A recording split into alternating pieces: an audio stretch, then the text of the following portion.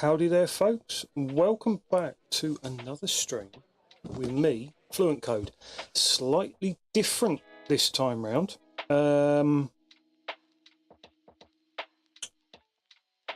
We are now a monetized channel. We completed our Twitch affiliate. Yeah, we've been invited to the affiliate program. I'll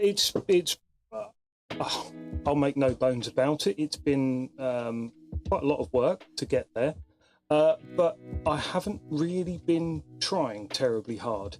The whole sort of networking and getting yourself out there, great fun, but it does seem like an awful lot of work. Now I have hit the monetized thing channel, whatsits and what have you. I think you're probably going to have to view pre-rolls. I don't know what else I can do about it, but fingers crossed it's not too disruptive for any of my viewers. I do hope that it's not something that will put you off in your support and watching of the channel. So here we are, the first session after our ascension to being monetized. And I'm a little bit caught off guard because I had kind of planned that while I was off air the other day, that I was going to do this and do that and get some stuff prepped and some emotes and what have you. And yeah, I was absolutely shattered after what has just been an almost traumatic week at work. Yeah, I don't have an awful lot of hair under this hat, but I was very nearly pulling it out, unfortunately. So in the end, yesterday, I just sat there staring gormlessly at my streams, yeah, the other streamers that I watch, until it was bedtime, and then went out and did some work today. So yeah, it's absolutely a case that I haven't done those things. I haven't set up the emotes. I haven't set up anything that I was hoping to. So for now, you'll just have to accept me as I am. In fact, while I'm talking about that, I'm going to make my chair a little bit more comfortable, because I have noticed over the last few sessions I've been finishing them up very uncomfortable, which is not really a nice place to be honest with you. I wouldn't recommend being uncomfortable to anyone. So, what do we have in store for the channel? Well, my hope with the channel is I can make things a little bit more hold on, this needs to go there. That I can make things a little bit more structured. We're in a nice place with the channel. We've got a few return viewers, some people who seem to like what we're putting out. So it would be nice if we can make things a little bit more official, actually post some pictures of completed miniatures, you know, like I've been promising to do. So that will be one of the first things that I look at doing, is to get the Instagram set up, get it running properly, and then get ourselves set up with on the Discord, so we're actually seeing, you know, some of the miniatures that we're painting at any one time. On the subject of miniatures, I'm going to paint something tonight. We have wolves. Well, wolves need a little snoot of pink, I think, and then a little bit around their chops.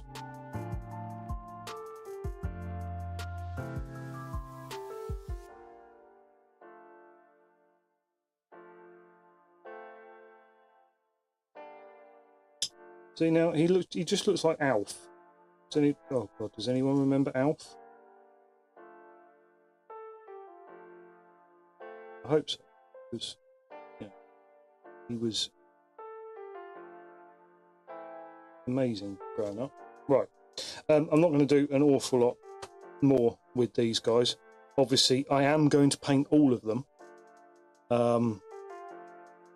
What do we reckon? Do we reckon one of them in a sort of browny colour, or should it just be one grey and then the other two are sort of browny coloured? Don't know.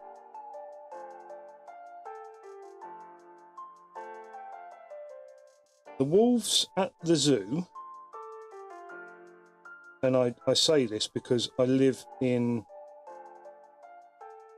very close to one of the best zoos in the UK, and so we have like season passes, because when you've got a youngster, a zoo ticket is incredibly expensive, but a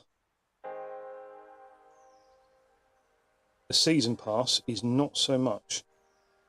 Honestly, it's such good value for money. But one of our favourites are the Timberwolves. So, yeah. Don't know if they should have all have had pink snoops, but that's what they've got. Now, on the subject of pink, I don't know whether this lady will sit in there very well. Not really. I'm going to have to keep a fairly tight hold on that to ensure that she doesn't pop out. Not that I'm sure she would want to pop out.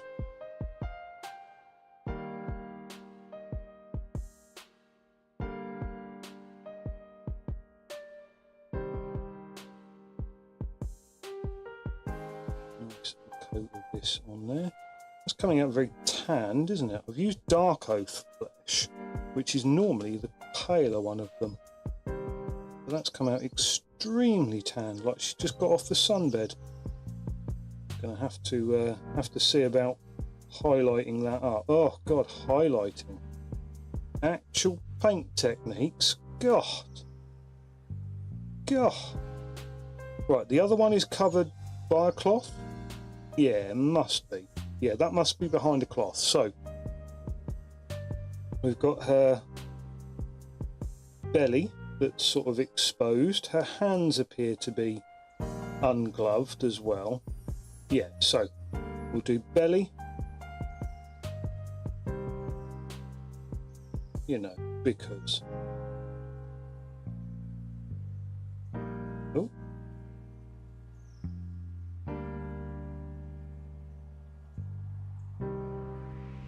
So I think I did mention to the chat the other day that I'm selling my vehicle because a friend of mine who I used to work with, I popped into his work the other day to pick something up, and he went, "Oh, do you want to buy a Range Rover?" And I said, "Yes." I took it for a test drive today, and oh my God, is that thing comfortable! Unbelievably smooth. It's just such a joy to drive around in.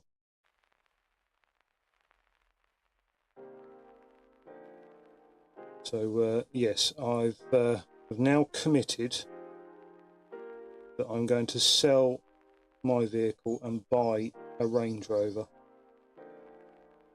which is probably not the most stupid thing I've ever done, but it is up there.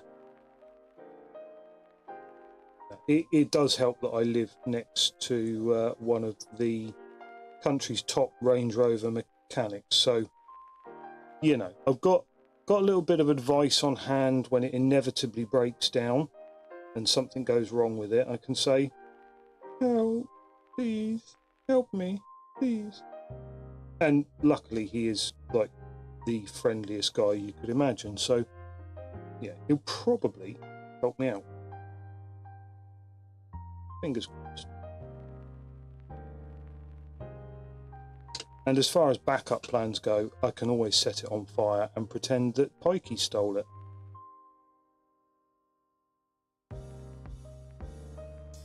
Right, there we go.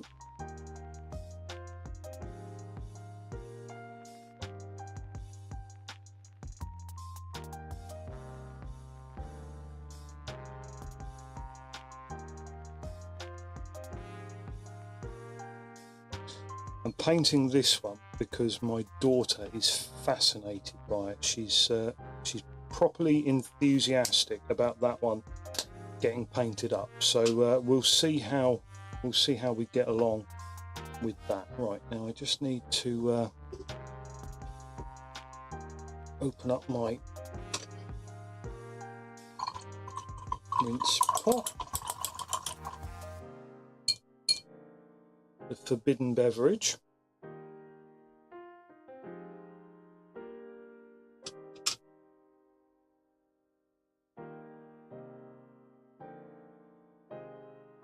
Now let's just have a look, because I do need to say goodnight to the little. So please just bear with me a moment. I will be back in just a second.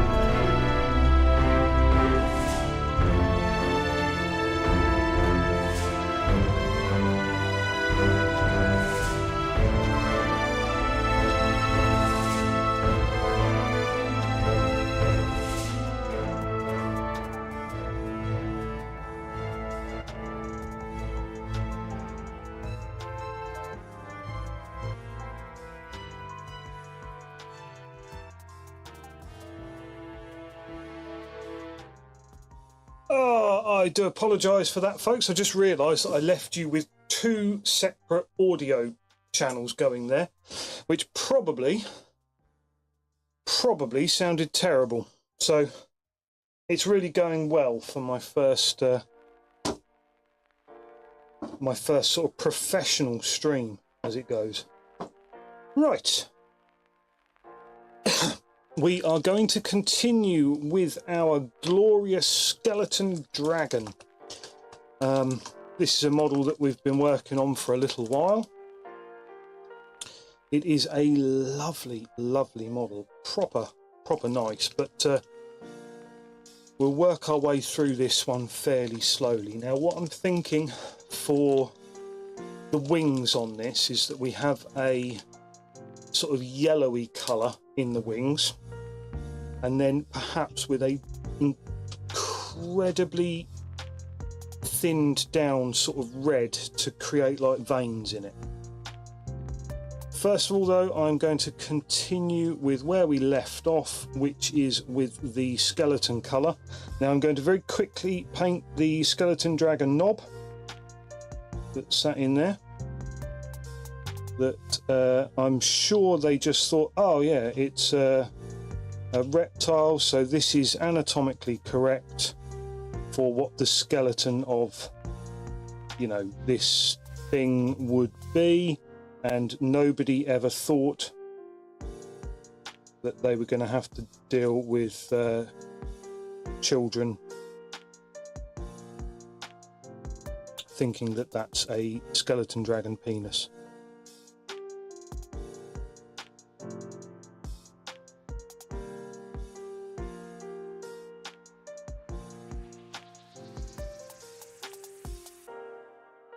Remember that I've got to try and get enough paint on to create the contrast effect.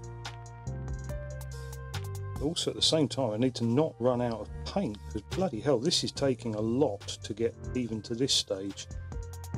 I think what I'm going to have to do once we are finished is potentially go back and dry brush this to bring out some of the sort of bony texture. just get it looking absolutely spiffing.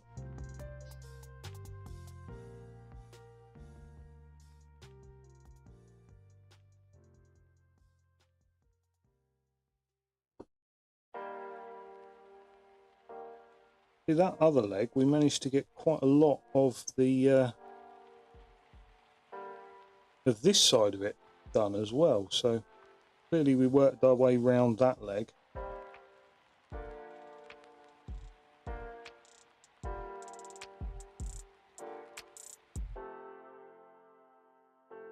There's a lot of ground to cover with this miniature. You find yourself going back to areas that you thought you'd done because, like, look at this tail. So I've got to get both sides of this tail, and I thought I had on this narrow part, but I haven't. I've got it down there, but then there's like two hidden sections here which have got no paint on them at all.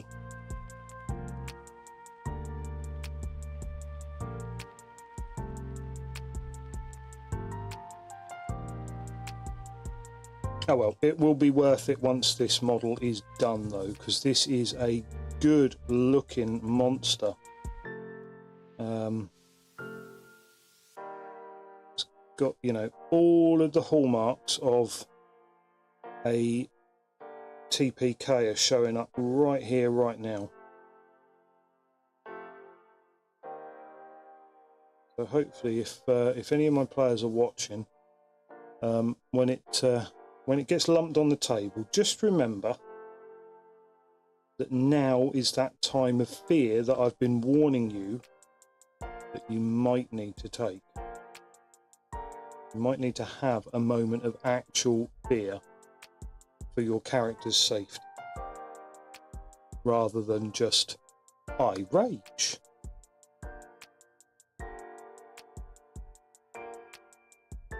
Or I punch it.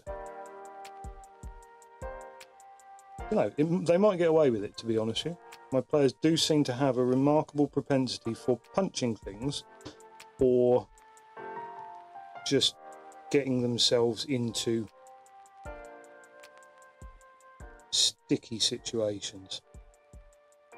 Right, here we go.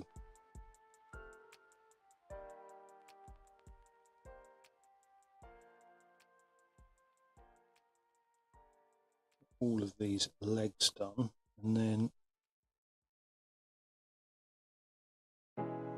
and slowly work our way up to what I think is going to be the last portion of the head. I think probably we're going to get to the head last.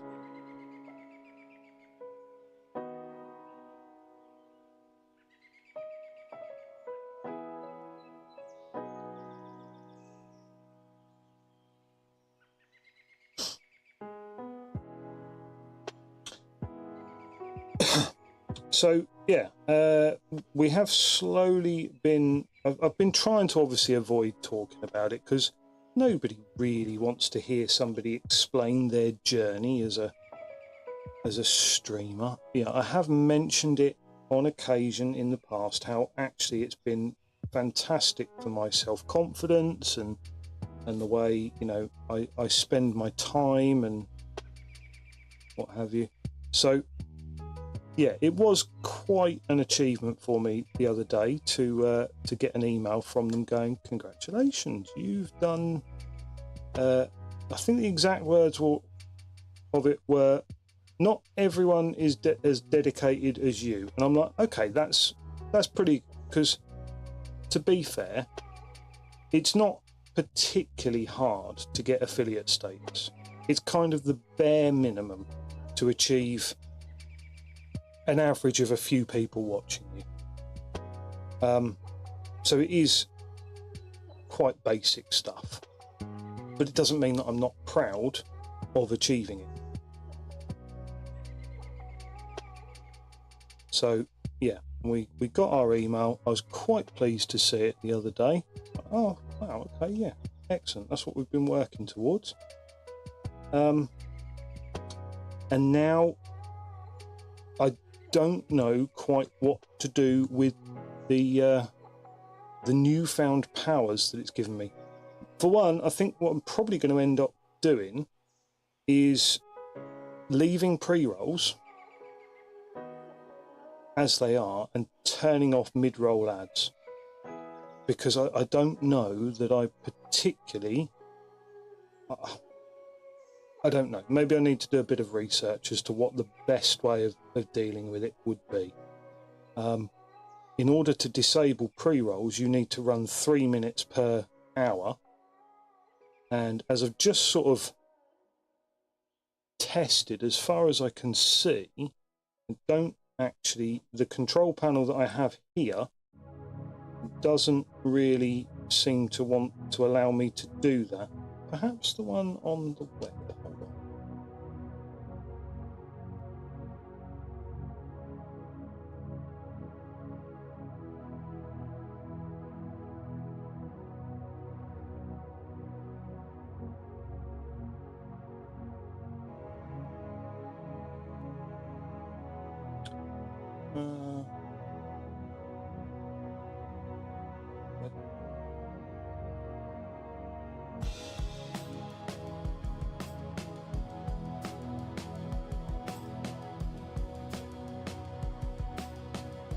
Okay, yes, let's, I don't know if I can do this, but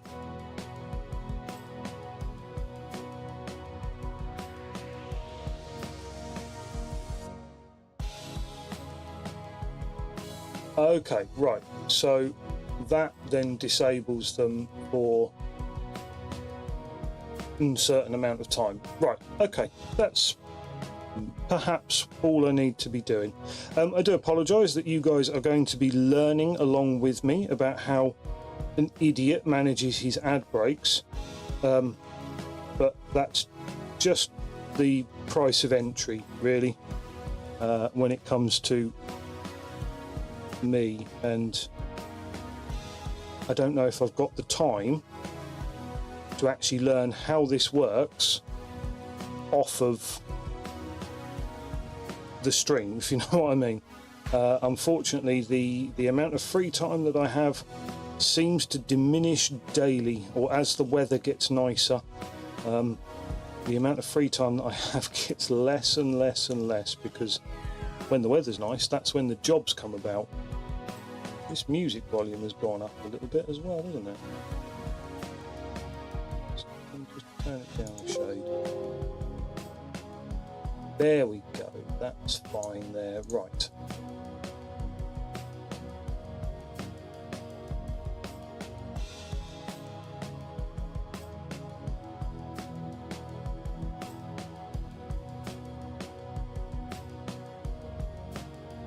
So we have nearly done our glorious Bone Dragon bones. This is a Draco leash. It's a thing in D&D. Probably quite a terrifying thing in D&D, actually, because it's not just an undead dragon. This is not just, you know, Game of Thrones' undead dragon. This is a dragon leash. So the thing that makes more undead. It's like a leader of the undead, but it's a dragon leader of the undead. Hence Draco leash. Yeah, as if you needed that explaining to you. So these things are pretty terrifying, to be honest with you. They do make for quite nasty monsters.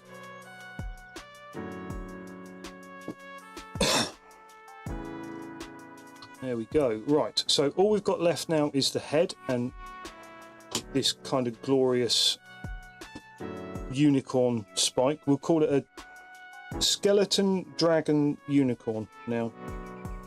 That's how it needs to be referred to going forwards in the chat. So.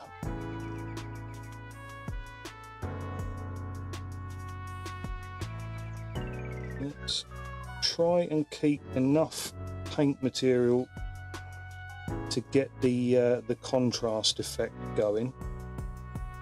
This is a model that's going to benefit from more than just the contrast paint, thankfully,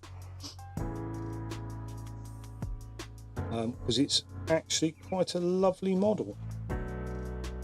So it's probably going to be worthwhile investing a little bit of time in it to make sure that the finish is right. And as I've said before, a model like this that you're probably going to expect your enemies to be involved with for more than 10 minutes is probably worth spending more than 10 minutes on it. Whereas some of the other ones that we do, where, you know, anything other than a base level party is going to kill it within 20 seconds. I say 20 seconds, you know what I mean. A couple of rounds of combat maximum. Then it's, yeah, they're not worth spending the time on, I don't think. Certainly not the amount of time that this one's going to take us. So that's our plan with this, is we are going to invest a bit of time in it. We are going to paint it properly. We're setting ourselves a base with contrast paints, as you can see, and it's looking rather nice, to be fair. We'll come around the other side and do that, and then maybe if we need to, we will run some paint into the mouth holes, you know, in here, get it around where we need to. I don't know what we're actually needing to paint in there, how it's going to look. Right.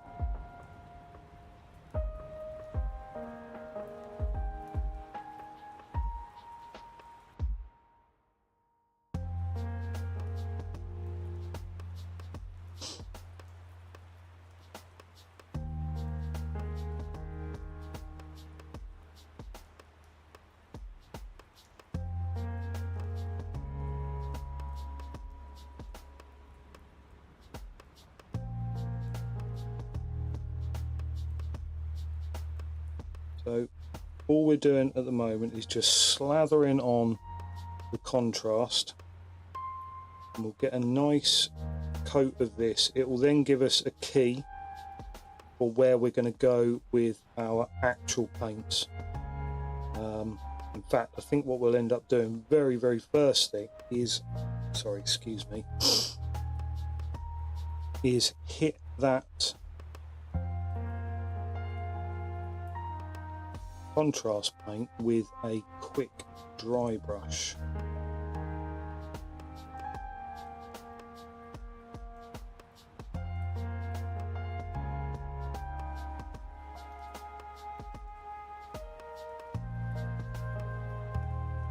Right, and then all I've got to do is just underneath the chin, just a hint of colour under there, just so that anybody who's all sneaky and goes behind our back and looks underneath the model just thinks that we've taken some time to paint it. So there we have it. We have a, not a zombie, but a skeleton boss dragon thing. It's a Dracolich, is what I'm getting at. I'm getting at that it's a Dracolich. So we've got quite a lot of painted area on him. Let's run him over to one side and we will let him dry off nicely. We want him to dry off fully before we get cracking with any more on him. Now, we have a couple of our wolves here. I'm going to leave, so where we've put a coat along the top, I'm going to come back with a darker grey across the top. I'm going to do two of them in this grey colour and one of them in a brown, because as I say, when I get a triple, a three, I like to paint one of them to stand out, so one of them to be a different colour, and that then it's quite it's quite a nice effect. You end up with sort of almost like a being able to say one of them is a boss, one of them is you know, the leader, and you just go, well, that's the different coloured one, that's why it's different coloured. So I'm going to keep the white that we've sort of reached. I'm going to come back in with a darker Basilicanum grey, and then we'll dot that on across his back, down his tail,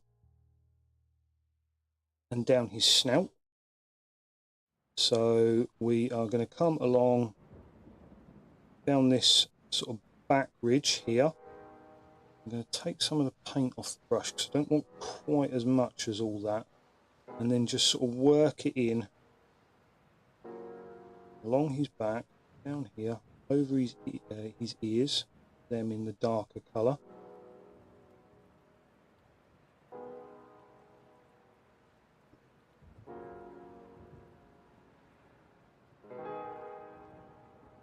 Run it all the way down his snoot.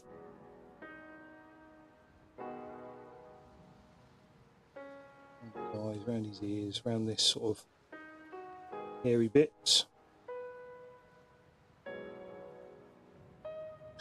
And then take that same dark down his back. And same down this side.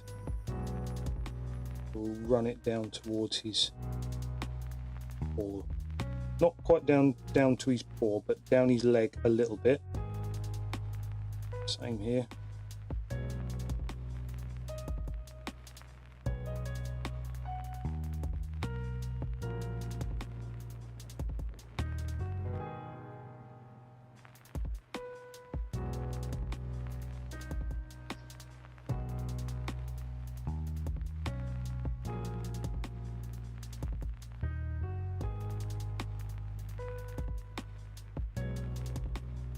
There we go. Nice, sort of very basic, very quick, very easy wolf. And apart from doing a little bit around his mouth and picking out the teeth, that's kind of it for that one. Now, unfortunately, what I should have done is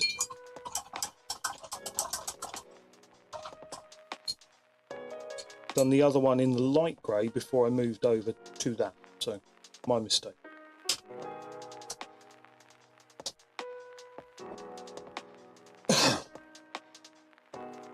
So I'll get the Space Wolves grey out again, and we'll put a coat of that on the other grey wolf, and then we'll find a colour to do the brown, whatever we're going to do with the brown one. So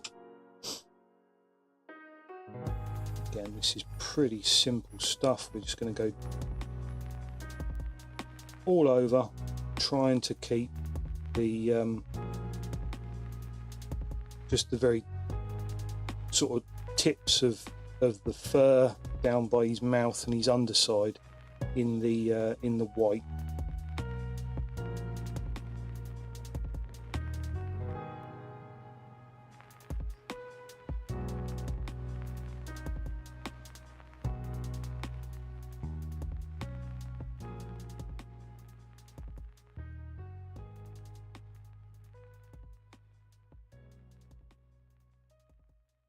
You know what, I think in just a moment what I'm going to do is I'm going to go and get a deer, because it has been quite some time since I've had one, and with the week that we've just got off, I think it's about only right that we go and have a lovely old deer. I'm pretty sure I've got some in the fridge.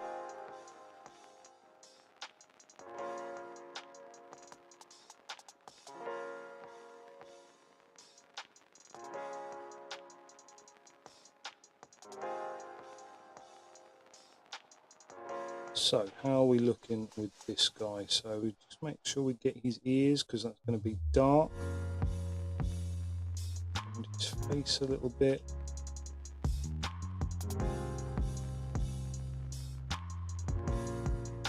Make sure that the thickest area of it is up along his back here, because that's where the sort of natural colouring of it would be. Right, we'll leave that one and pop them together. Whee! Pop them on the stream here together so you can see what's happening with them. And then, like I say, that one is going to be in a sort of a brownish colour. So you get brown wolves, don't you? Yeah, must do. Must get brown wolves. Right, let me hold on just a moment.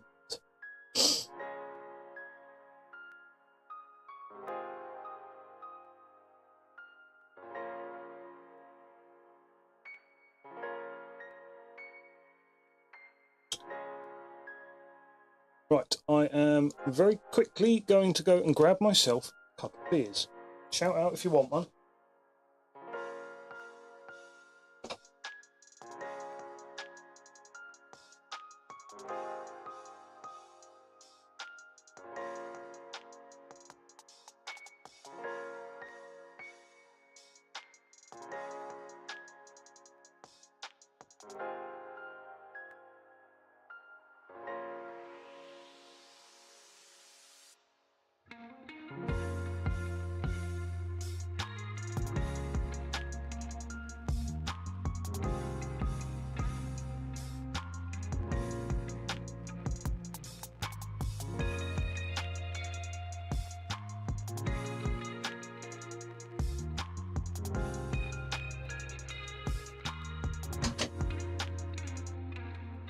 Right folks, sorry about that.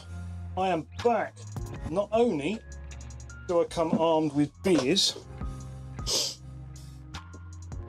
my excellent lady wife has made us a cup of tea as well, so we are sorted. Oops. Got that one.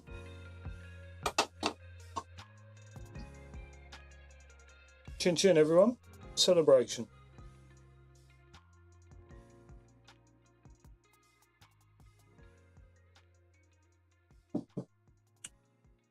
Those over there so I don't knock them over, hopefully. Right. I think our brown coloured wolf, we're going to want a sort of sandy colour, because we're going to try and do the same sort of effect, where we'll have a sort of dark patch down their back. And so we're going to go with a sort of sand colour.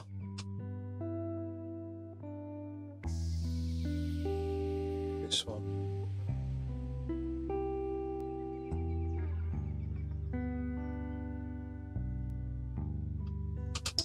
We're going to go with a sort of sand colour for this one. Which I think should work quite nicely. So we'll do pretty much the same sort of coloration, where we go. Well, that's quite dark, isn't it? We could have probably gone almost a lighter with that.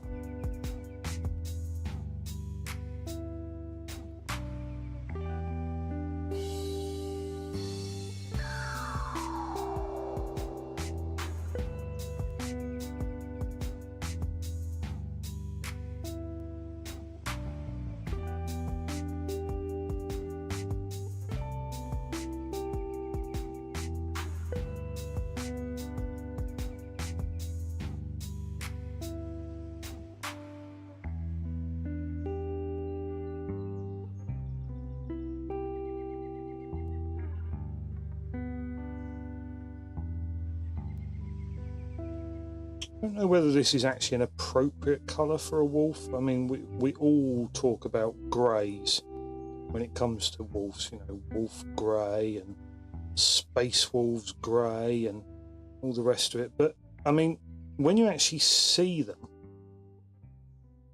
like timber wolves, as I say, in the zoo, we go fairly regularly. They're not just grey. They do tend to be like greys and browns and mixed colours. So So I don't think this is an entirely out of place colour scheme. And as I say, there's got to be some room for a boss wolf in the wolf hierarchy that you know I've just created in my head for the wolves that my players might meet on a day-by-day basis.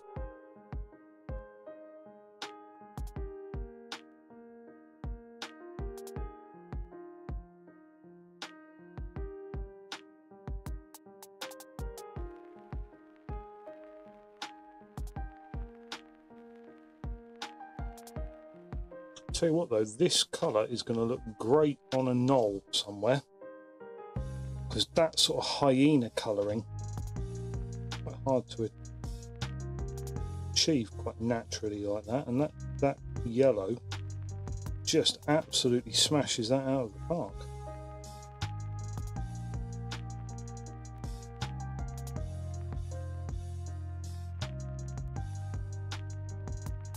There we go, excellent.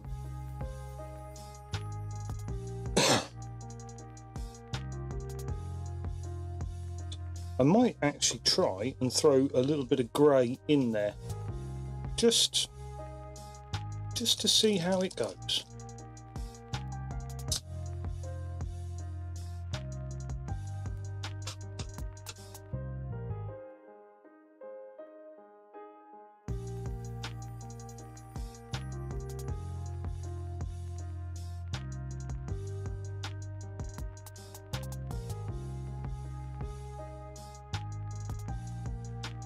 Well, that went about as I would have predicted.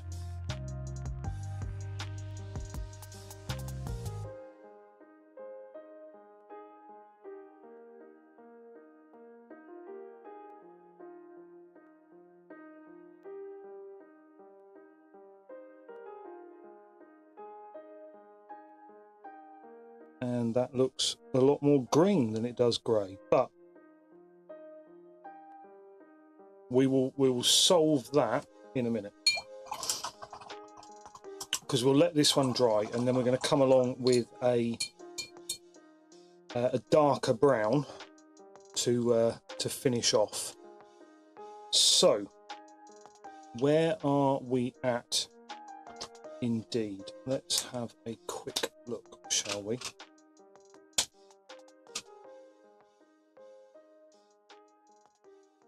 We've got our wolves, we've got our funky witch, and we need to decide with our witch what colours we're going to go for.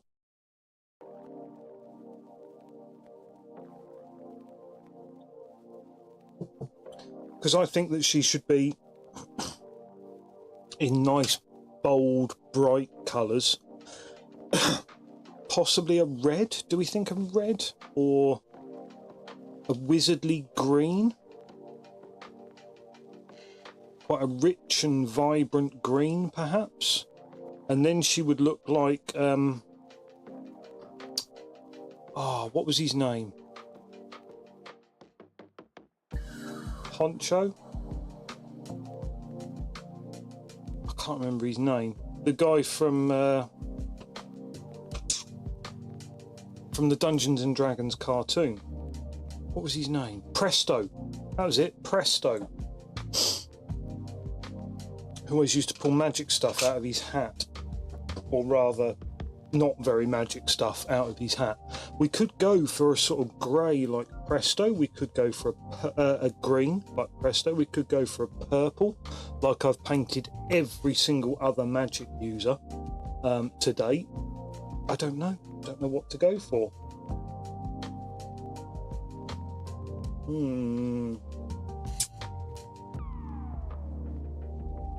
Okay, right. Let's just have a look at...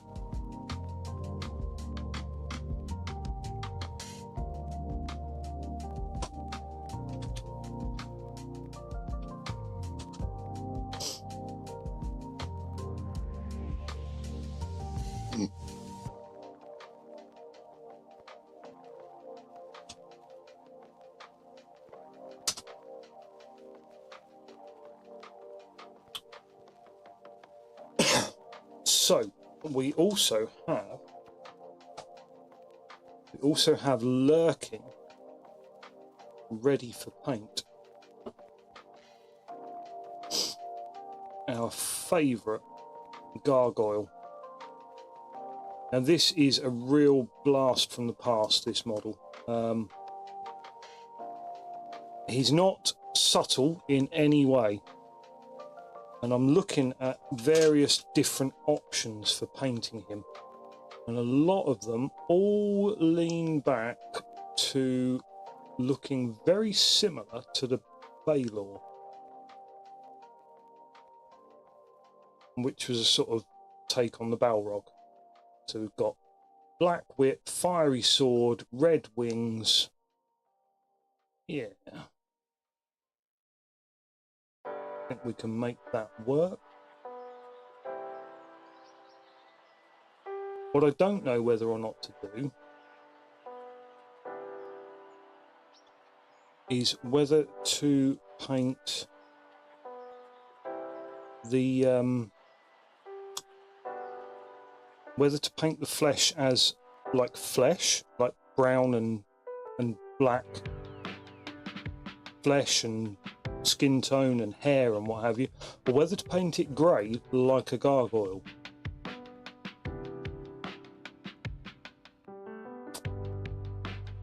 Oh wow, there's a...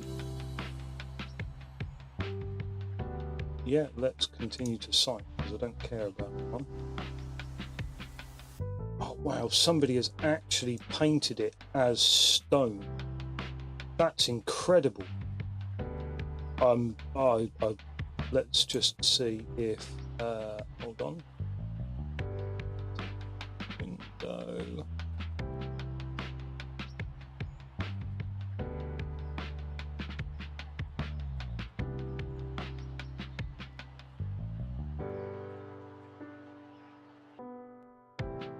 Look at that.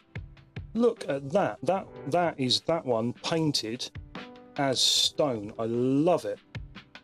It's amazing. I don't know whether I actually have the ability to do that, but that looks fantastic. I might see if I don't know if I'm actually going to have the ability to do that, but we can certainly give it a go. Let's have a look. So I think what I will start with is I'm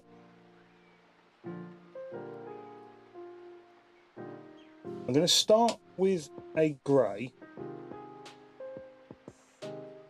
but I'm going to go with something like this, Gryph-Charger Grey. It's quite light. It's not as dark as Space Wolves. It's not as blue as Space Wolves, which is a plus. I'm going to put that on. I'm going to then see about whether or not we need any darker areas, and if we do, I might see about shading it with some green. Let's have a look. Let's see how we get on with this one.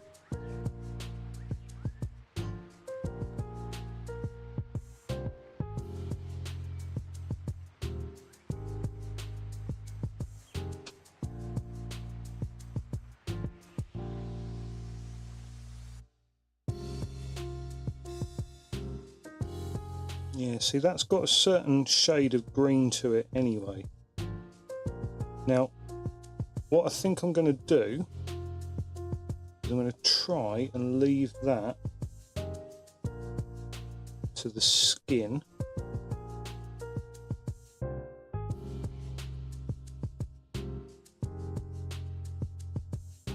Rather than going for the whole model.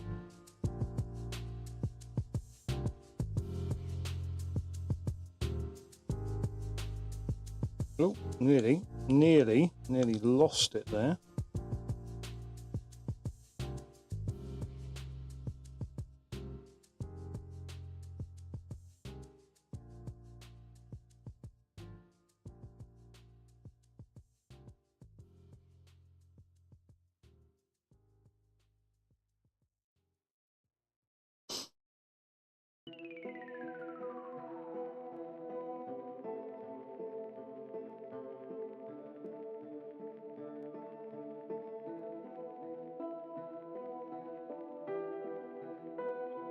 So we'll just keep highlighting this up, this contrasting this down, in fact, completely the opposite of what I'm saying. And then we'll come along with this skin and give it a few layers of highlights with a slightly sort of baser grey without blue in it. And hopefully this blue should sit in the recesses and almost act like a sort of lichen on stone kind of look. That's what I'm hoping to achieve with it anyway.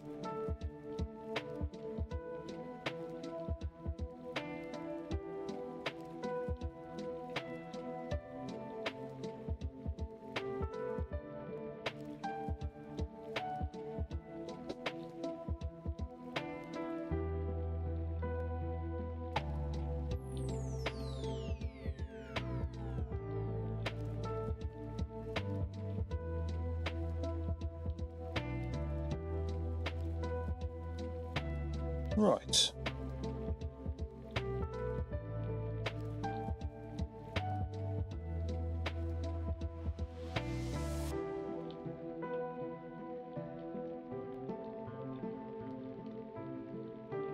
Now, do we reckon there's armour just on the fronts of his legs? I reckon so. Let's go for flesh colour on the backs of his legs.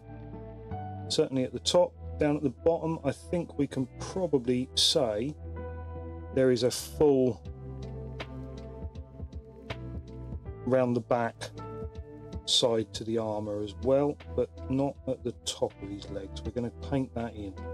Unfortunately, this model, I got this model second hand as part of the Hero Quest box set, because I had my eye out for a copy of Hero Quest for so long, and they don't always come up on eBay and places like that, so I've been waiting for so long for it, and then suddenly there it was, and I was like, it's not the greatest condition set in the world. It was cheap.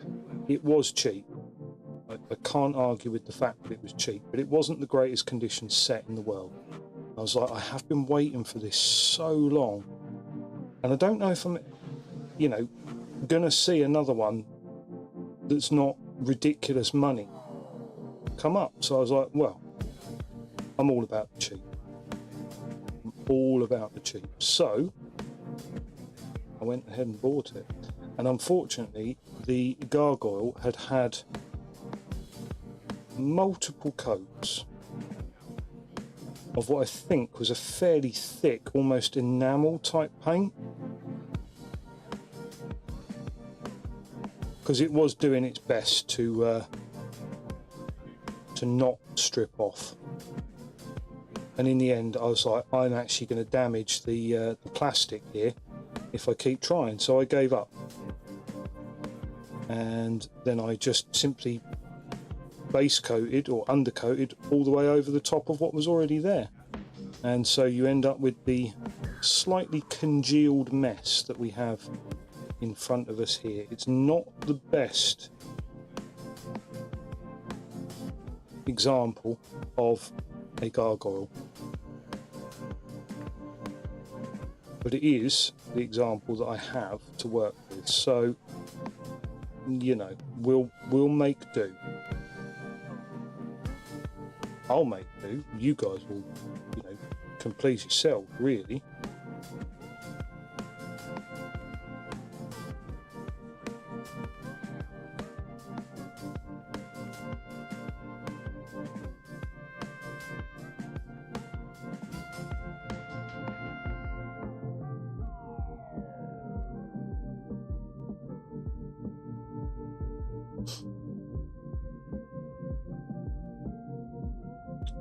Right, there we go. Look at him in all of his stunning glory.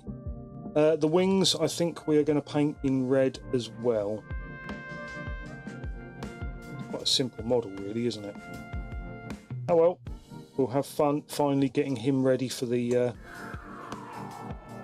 tabletop. It's been a long while since he's seen any action, that's for sure.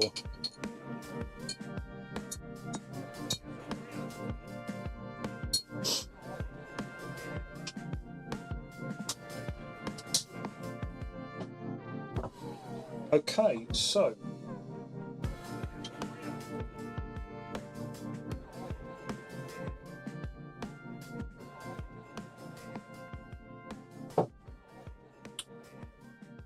let's have a look. How is our big zombie dragon doing? Still got a sort of like a little wet puddle in the eye there. So let's get out the dry brush and the not that.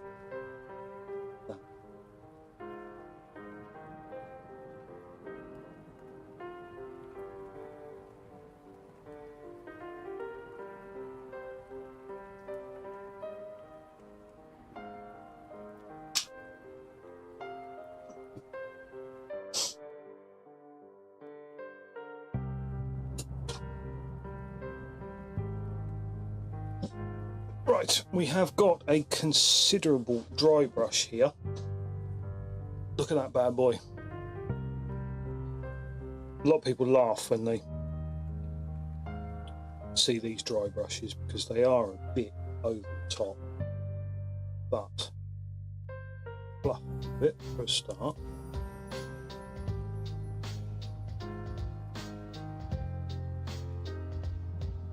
Pure as cat hair, these brushes.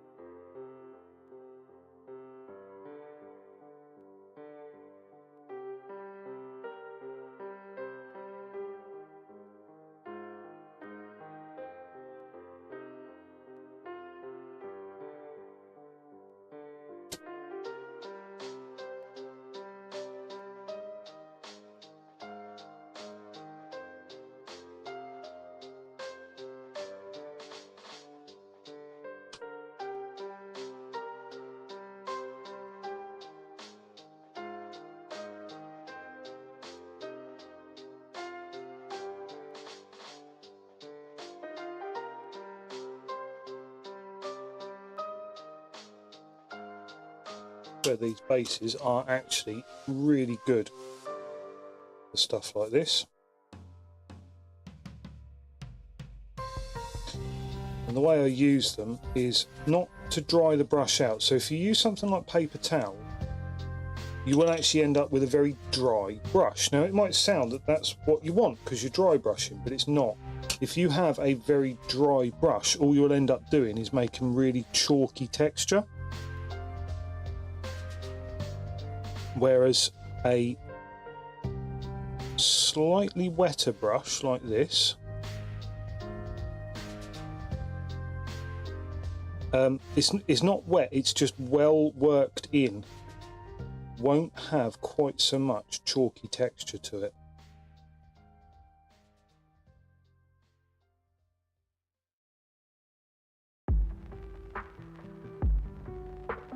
Because it doesn't dry out like paper towel or what have you does. If you work it off on a plastic surface, it doesn't dry the paint while it's working it off.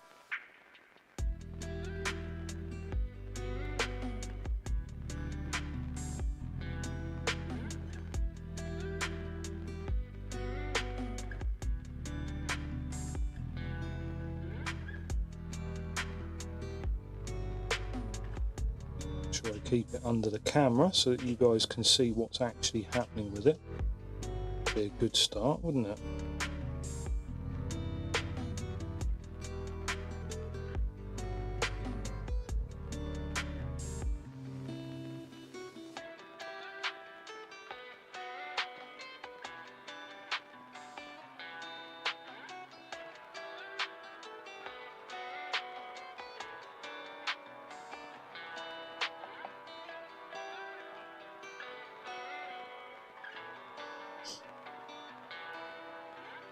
And then that's just bringing all that lovely contrast back to the model by bringing the high tones back to the front. You can see them, it's clear what's going on.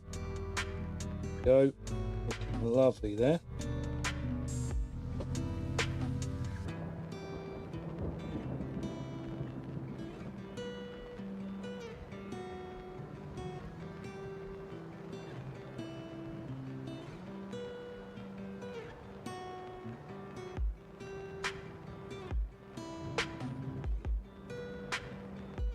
Okay, Lottie, I'll be with you in a moment.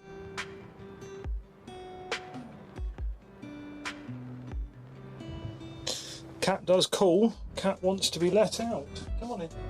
Yes, come on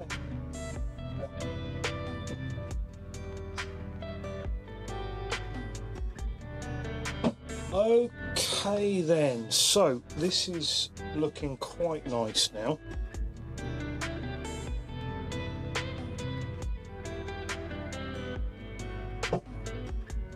Let's just catch the last bits of this if we can.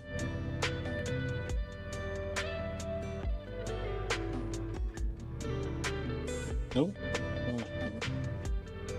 I'm falling right over with it.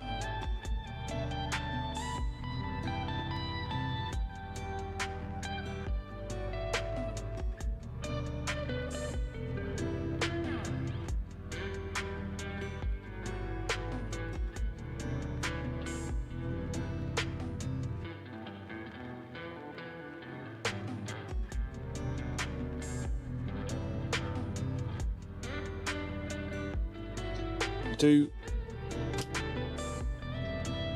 do miss the old days of the hobby where dry brushing bone was a thing that you could get away with, whereas now it's like, no, you mustn't. You know, it's almost like dry brushing is frowned upon by some subsects of the hobby. And it's like, oh, god damn it, really? My favourite things, one of my favourite things was dry brushing bone.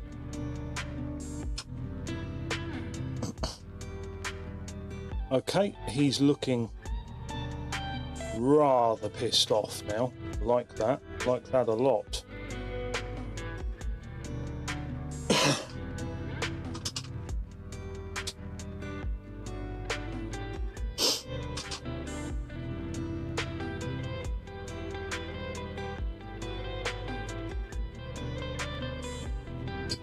I will rinse that one out.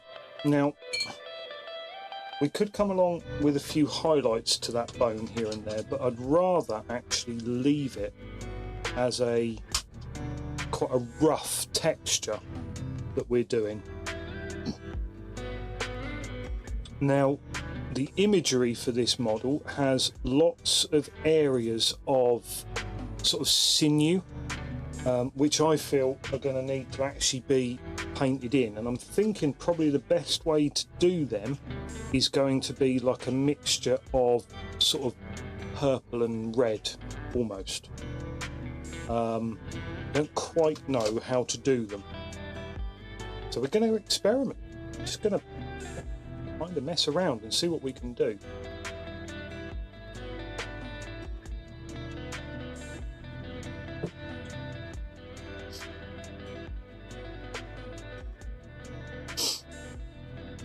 Right, let's have a quick look at this.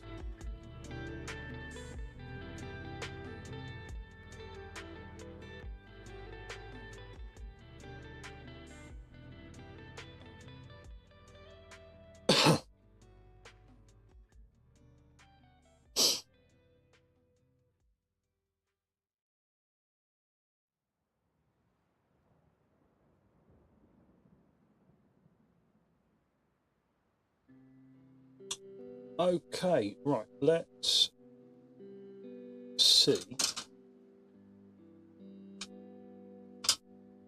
if our wolves have dried off first.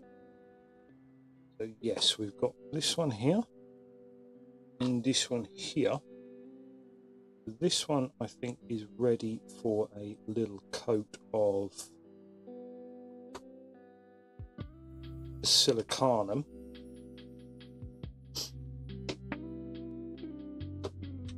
To do the dark stripe down his back.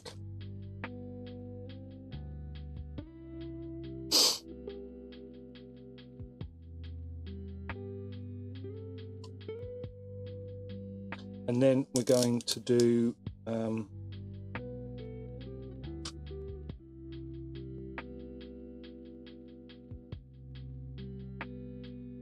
we're going to eventually go all the way down to black on this.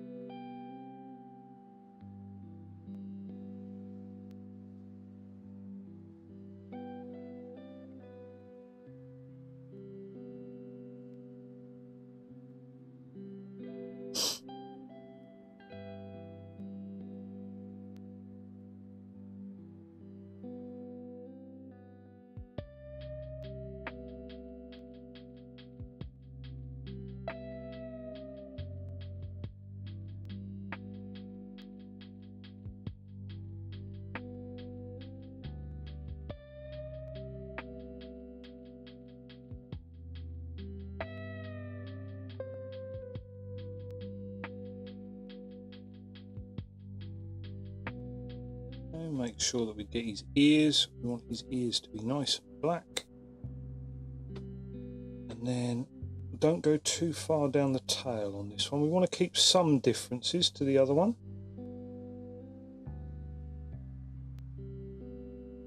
A little bit down his leg. Keep moving off camera.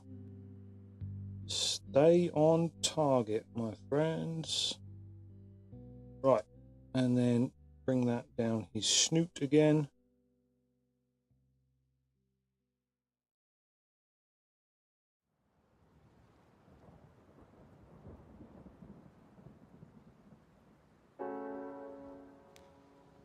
Okay, that's another 2 grey wolves. And then what I'm going to do is I'm going to do brown, and then I'm going to bring this one to black as well.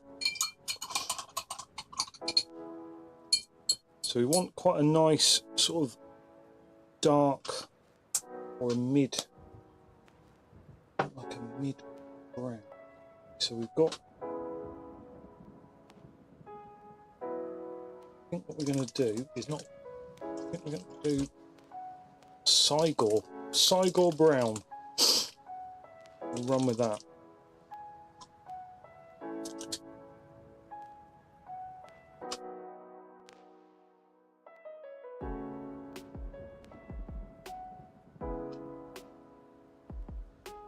I'm going to keep it fairly light. Not the colour is going to be quite dark, but I am going to keep the actual painting of it fairly light, if you so.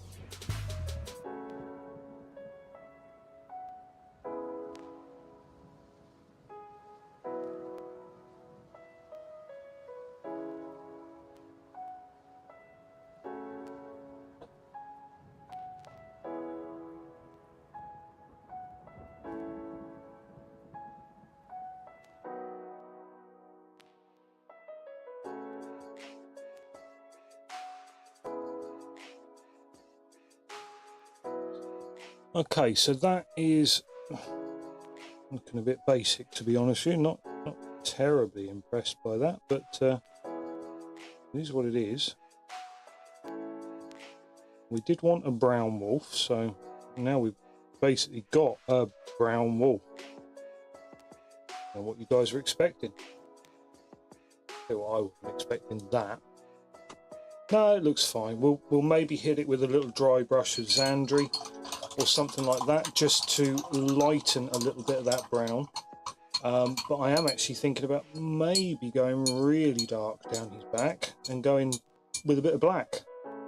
Because brown and black, you know, goes together.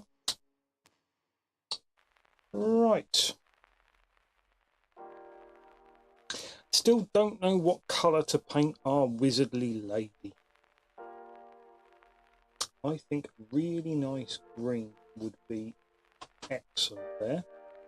And I'm thinking orc flesh. Let me just get my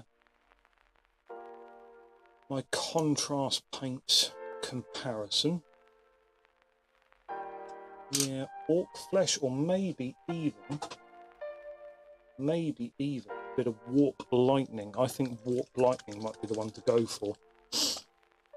A really powerful green.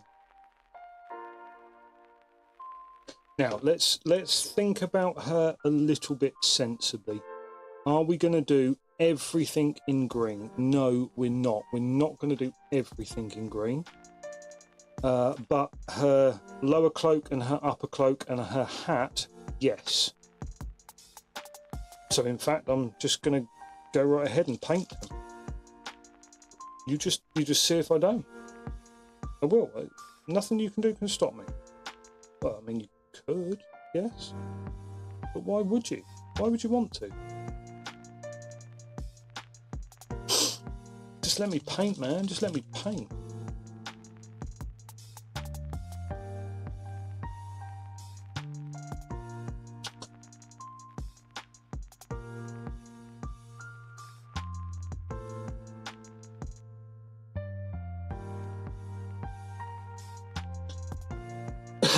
So this is going to look a little bit funky to start off with because it's a very bright green. So what we're going to have to do is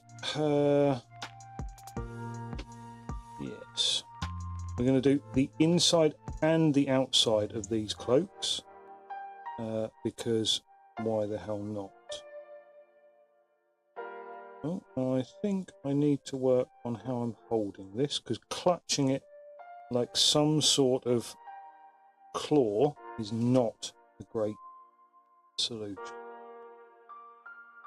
This is not a great colour for this metal model.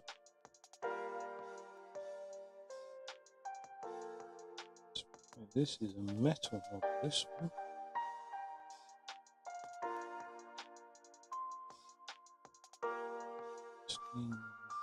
Just enough.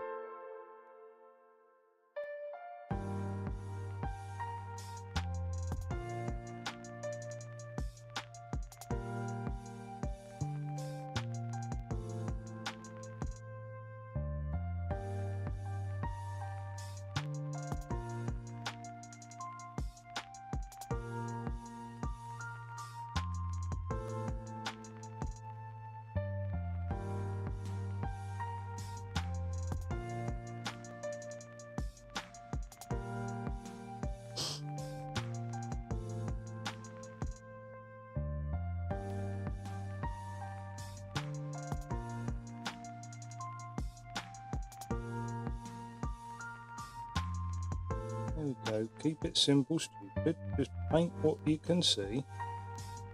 If you can't see it, don't paint it. If it looks like something else, paint it as that.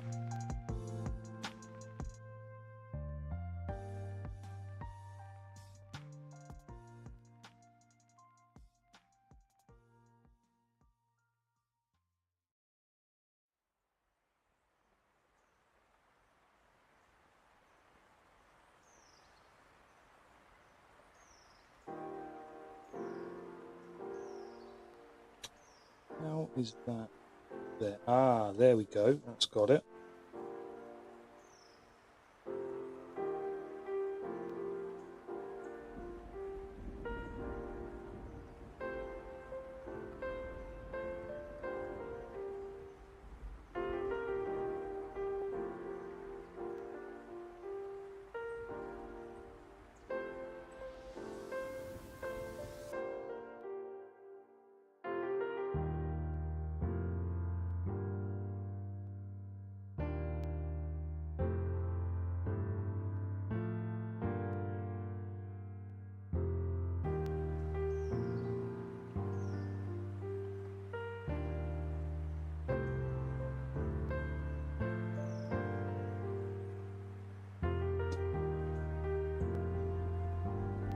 I think I'm going to have to be quite careful of this contrast paint rubbing off on the metallic miniatures, because obviously metal minis, the way they're undercoated, the way it works, you know, the way that they get tossed around a little bit on the tabletop, they get knocked over. Metal minis do tend to chip a little bit more, because all we're doing is we're putting a thin, in this case a very thin layer of essentially plastic over the top of the metal, and it can chip, it can scratch, it can come off. We do want to be quite careful with how we play with these, but at the same time I'd like them to be quite durable. What I might have to do is I might have to go out and see if I can find myself a tin of clear matte varnish from somewhere. Now obviously, you know, I could go to friendly local games stores or hobby shops, places like that, and probably find some, but it's a case of I do like to find stuff from the cheap and cheerful shops, because they tend to suit my style better, which is cheap, and I'm a miserable bastard, so you know.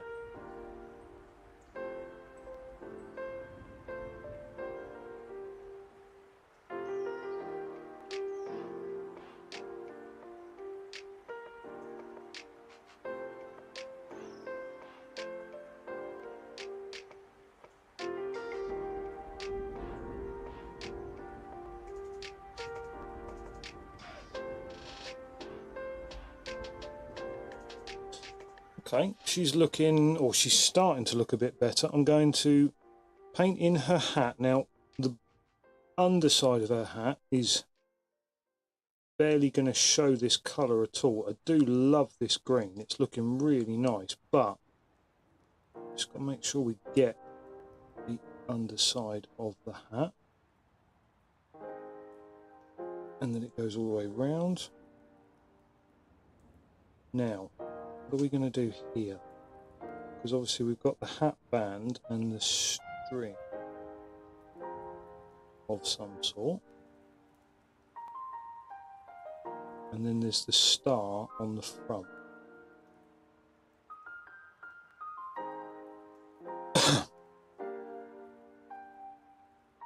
So this is a lovely old miniature from Reaper, actually, one of their old metal miniatures, and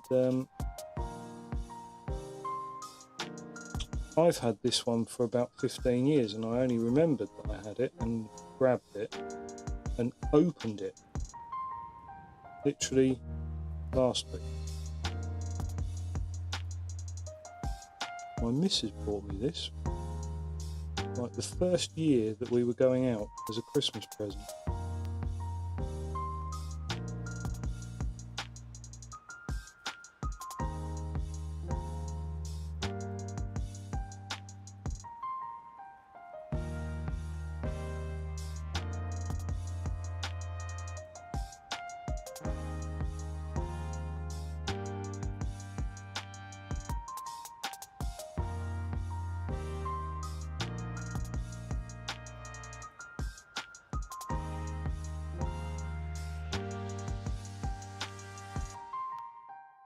I think it's probably only fair that the star ends up yellow. But I don't know about the rest of the miniature. There's a lot of details and what have you on here now that are going to need to be picked out, and I think it's going to be a case of spending a little bit of time colour planning it rather than just trying to roar in slapdash and just go, yeah, that bit's green, that bit's blue, that bit's yellow, that's a bit red. I mean, her hair, should she be brunette, should she be blonde? The staff, what colour are we going to paint the orb? And you know, we've got quite a bit of stuff on her to do. So I think what I might do with her now is to take her out of the stand, pop her to one side, and then perhaps leave her for a bit and spend a bit of time colour planning it.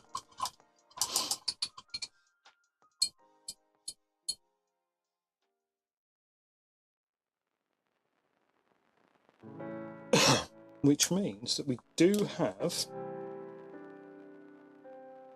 an opening on the stand for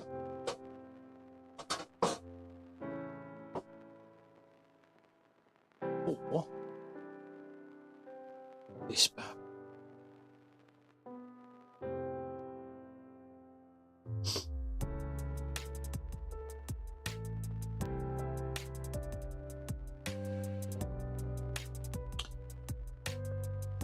It is a real shame that some of these details are filled in and that stripping never worked on this model properly.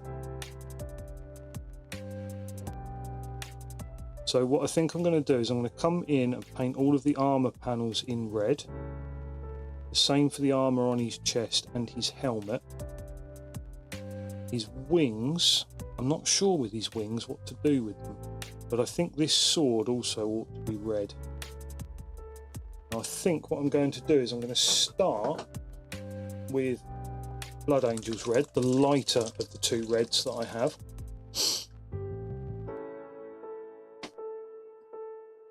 Got my tea.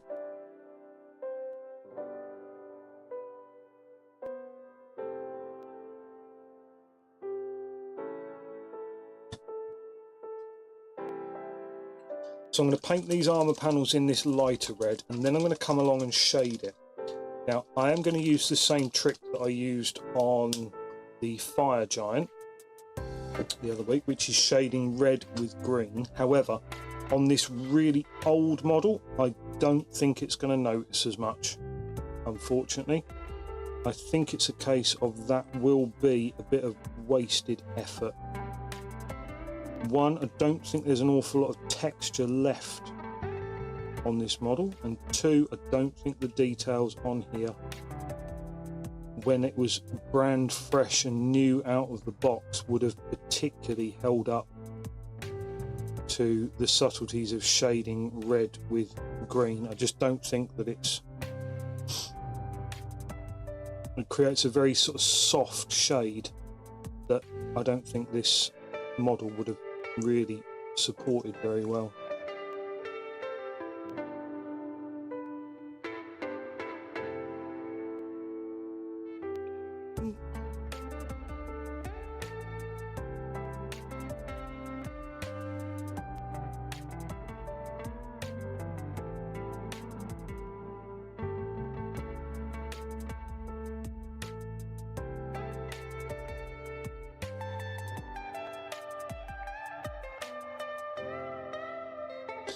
What I'm going to do there is round the edge of that I'm going to come in with one of our metallic paints and just catch the edge of all of those panels with it.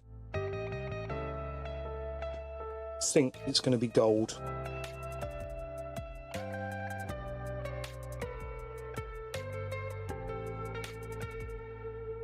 You see, red and gold is rather a typical sort of cornate colour.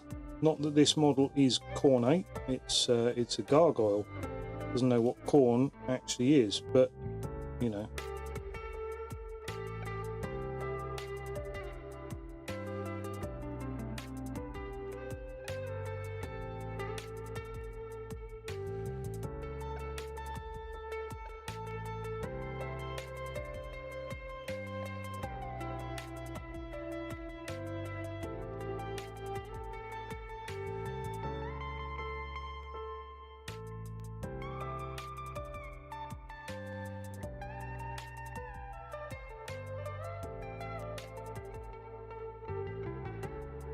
There we go. Nice. Nice bloodthirster. What? Of course it's I'm gonna go all out and do the wings as well.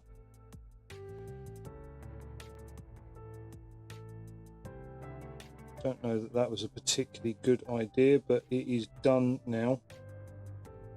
I'm holding my breath now to see whether it actually looks all right once it's done.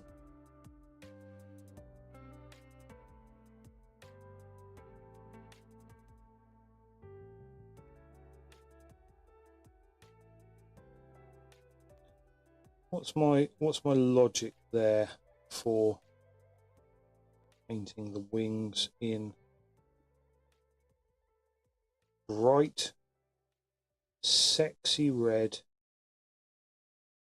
when I've painted the rest of the flesh of the model as a sort of organic, natural blue? I don't know. And I apologise now if it turns out to be shit.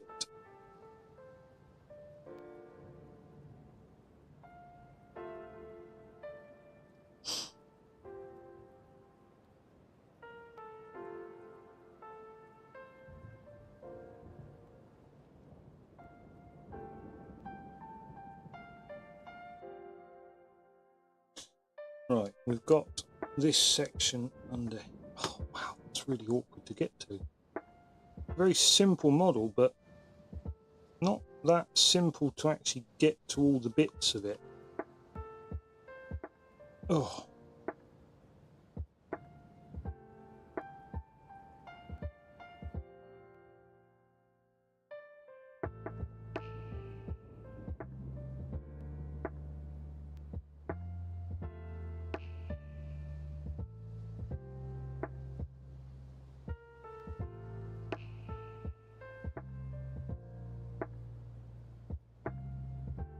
That's actually quite awkward to get to all the bloody bits of it. Yeesh.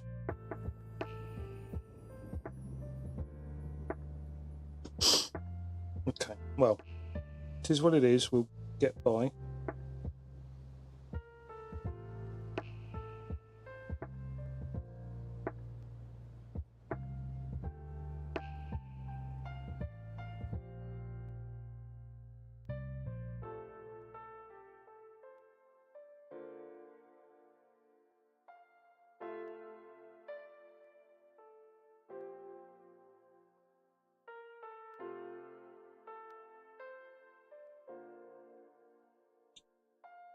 Ugh. Trying to find an in on some of these models can be quite awkward. So finding an area where you can actually get your brush in to reach certain areas. So there's a bit underneath his head there that I can see when the light catches it.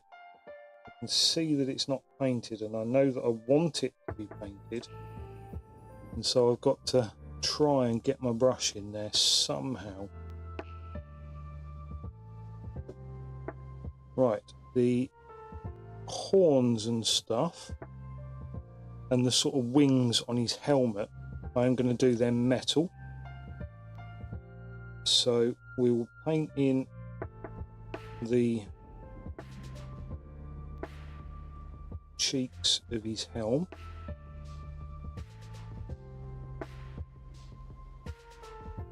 But not go any further down those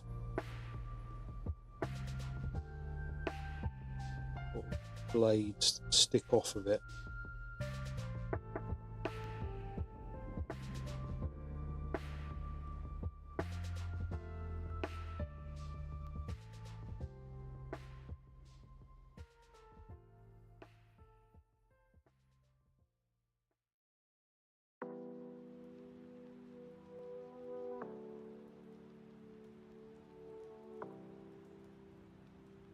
There we go, that's him down there.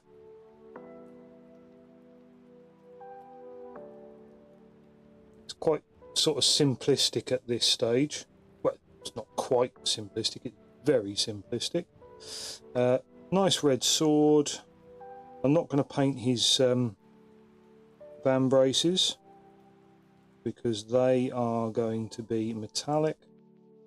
The whole thing, I'm not doing any red on them. And I don't need to do the outside of his sword because that's probably going to be metallic as well. So I'll just do down the inner face of that one.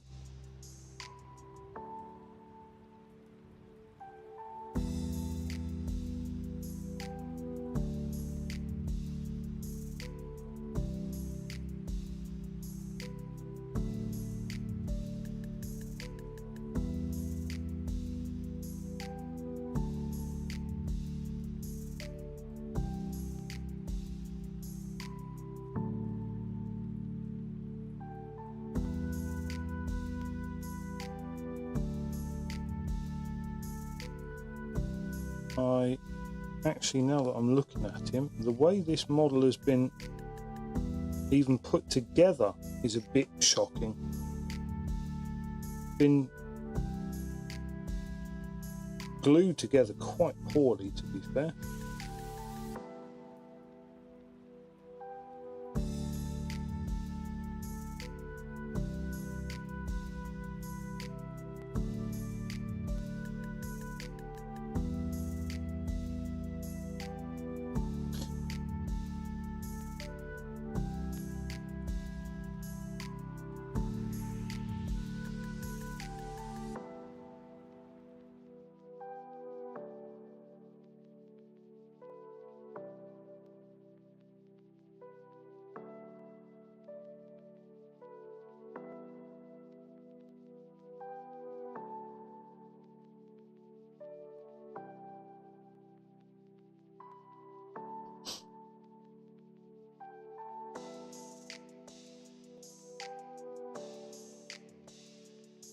The reason I've started with this very light, almost vibrant red on this sort of quite dark and evil gothic style gargoyle character is because I can then go in and shade it with a nice dark colour and achieve at least some semblance of detail on it without having to work too hard.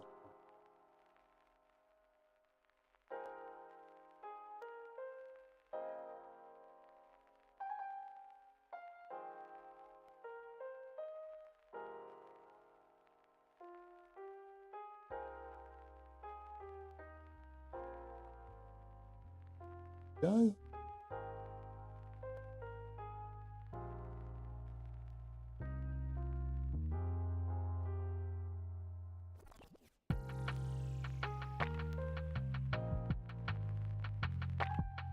Of late, a lot of the miniatures that I'm doing tend to have quite large areas of red on them recently. I can remember painting the Oblex. It was like, oh my god, does this thing never end with red? But I've had to use half a pot of it. I need to find non-red miniatures, which is a bit of a shame, as I like Warhammer from the 90s, which, as we all know, is the Red era. And if you didn't know that, where have you been? Where have you been? Right, look at that. Look at that classic of demonic goodness. I must say, whoever painted it, there's a bit of a mess on that wing.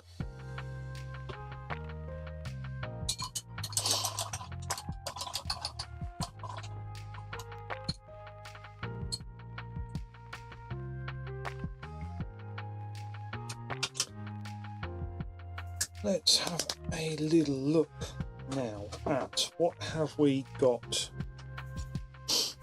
What have we got?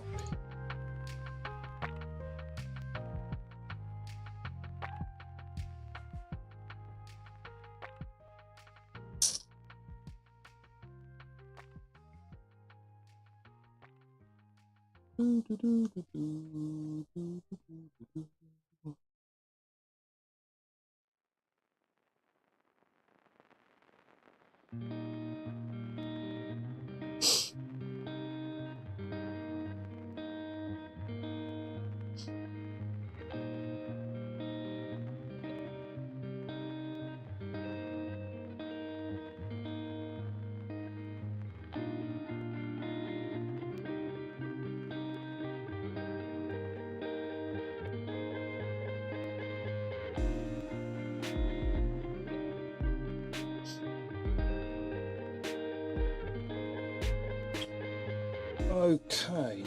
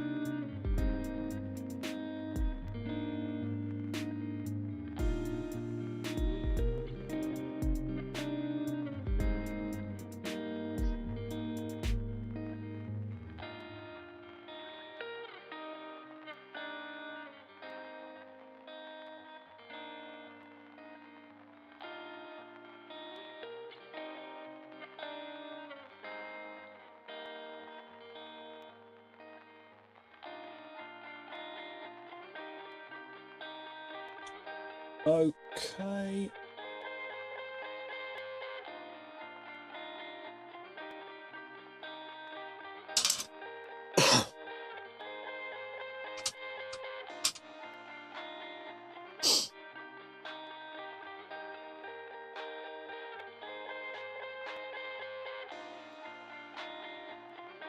Right. Now, next up,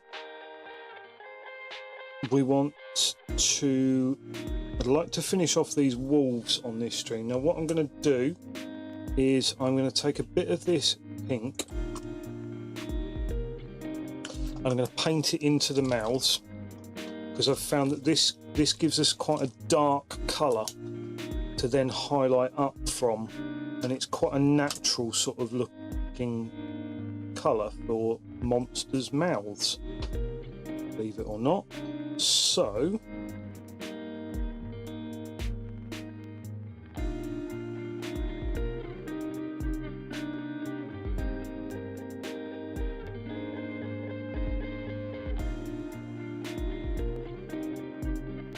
it's not supposed to look bloody or anything, just the sort of flesh and gums and that sort of colour in there, and it generally tends to work quite well for that.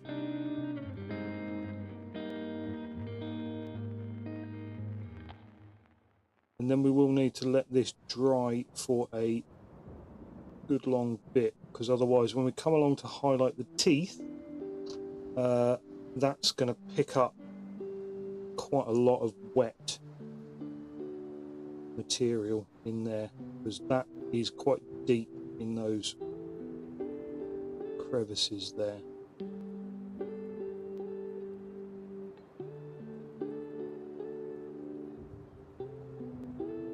Right, now while we've got this colour,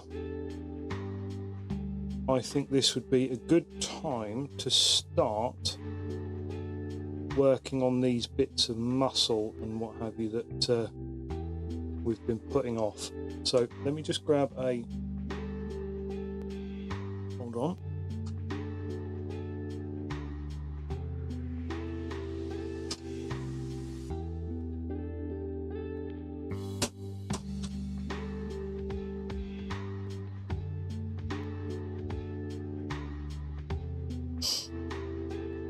Now, all I'm doing here is I'm going to one of my favourite D&D miniature painters, Azazel.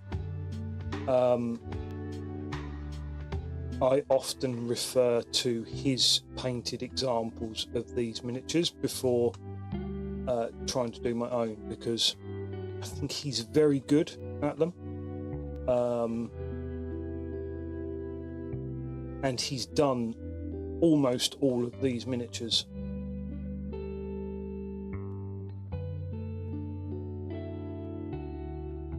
Let's just see if I can do justice to his Dracolich.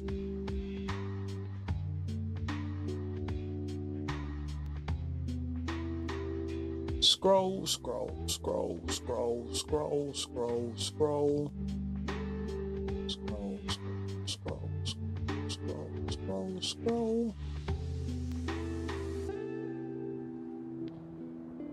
Now, what I plan to do over this weekend, so I've got quite a lot of jobs that need doing, one of which is to try and tar up my truck enough that somebody finally comes along and buys the bloody thing.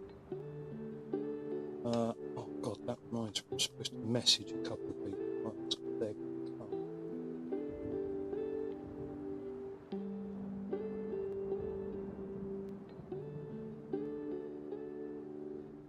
Oh, scroll, scroll, scroll, scroll, scroll. Where is this guy?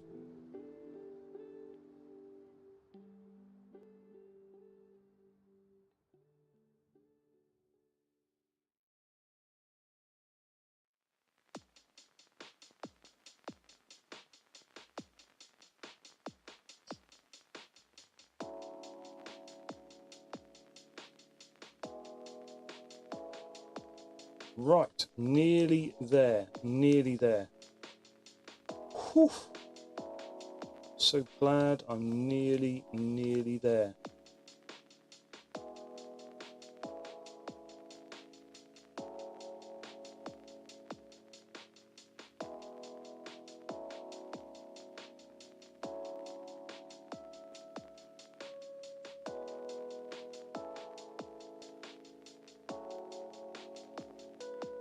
Wow, has he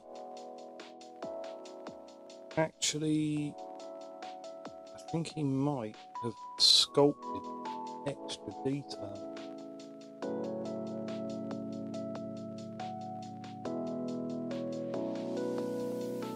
think he has.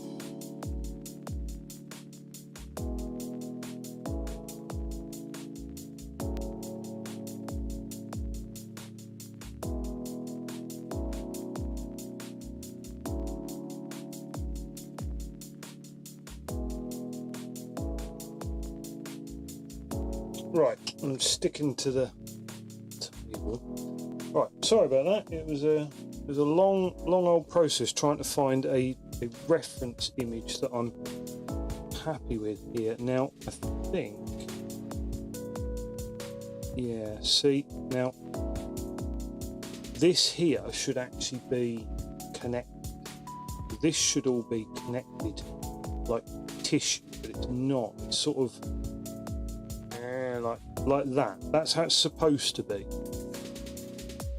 But obviously the quality of the miniature is such that it has, let's say, detached a little bit. So I'm going to artistic license this, and it may look terrible as I try and get a sort of bit of muscle and sinew and what have you going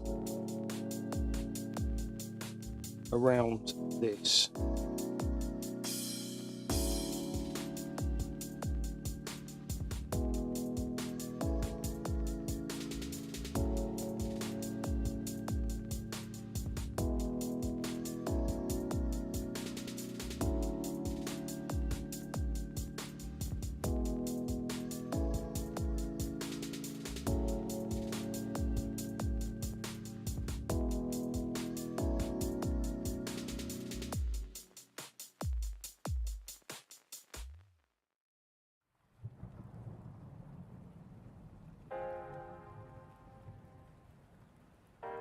yeah, I mean that's the effect that we were going for, but it's a bit lost, almost lost in sort of translation here, in that this detail has not come up as well on our version of the model as it has on some others. But beggars can't be choosers, and we have this version of the model rather than some of the others, and we will just have to make of that what we will.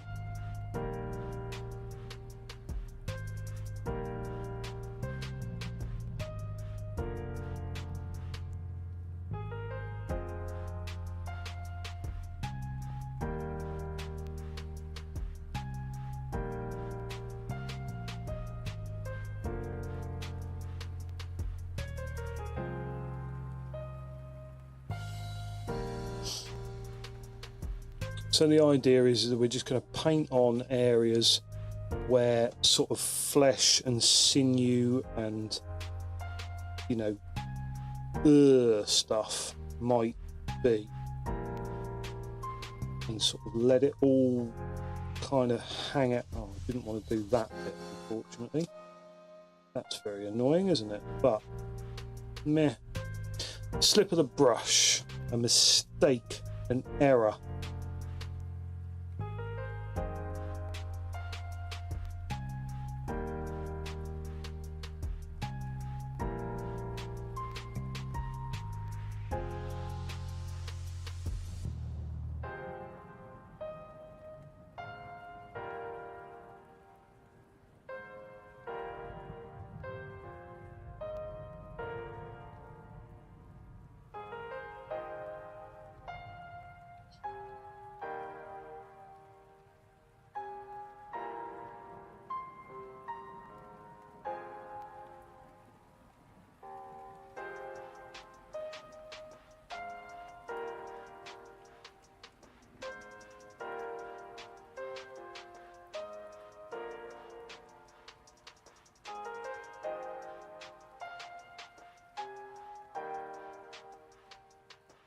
Okay, there we go. Get all of that in there. All that yummy, yummy detailing.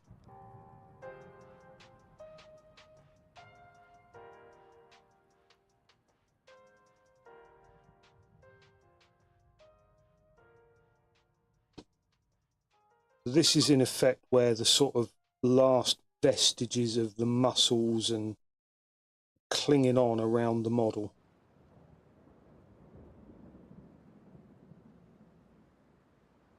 Which is actually kind of a cool look.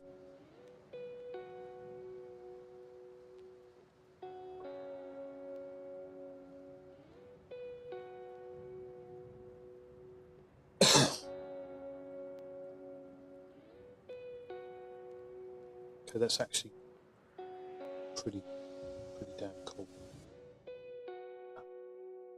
I am quite pleased.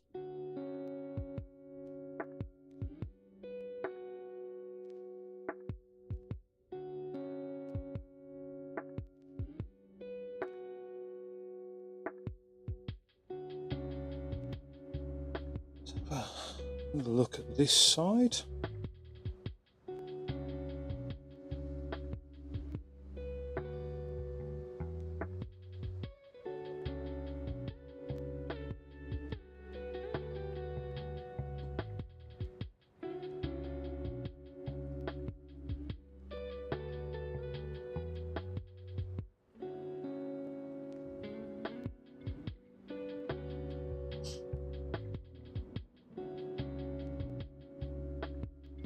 It's actually a beautiful colour to go with the sort of bone effect that is surrounding it. Goes really, really well.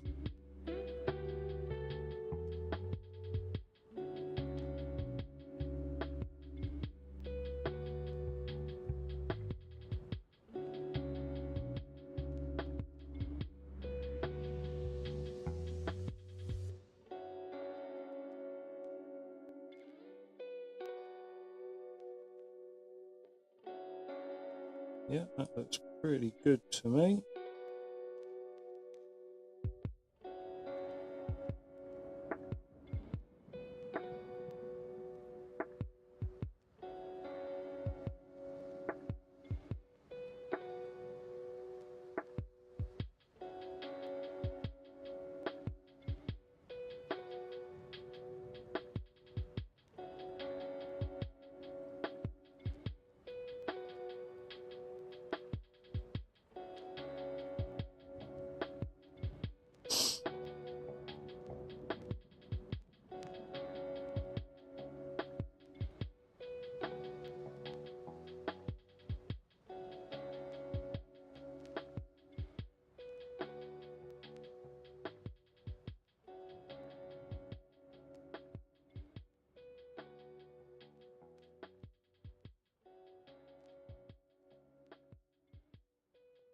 Okay, now that's fairly comprehensive there, to be honest with you. That's quite a nice look. I like that.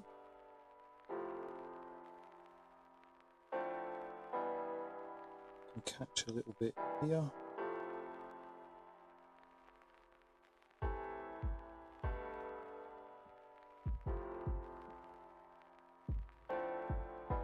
It's a bit of a shame that area there has lost a lot of the detail that that area has maintained, so that's not too much of an issue. I wonder if we might just add a little bit in here just to...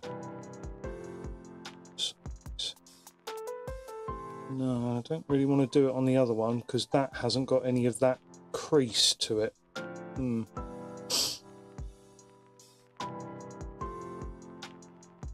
Don't think there's too many other areas on this where that would be a thing. I am tempted maybe to do a little bit down here at the front of the legs, but I think, to be honest with you, that's probably a case of keep it simple, stupid.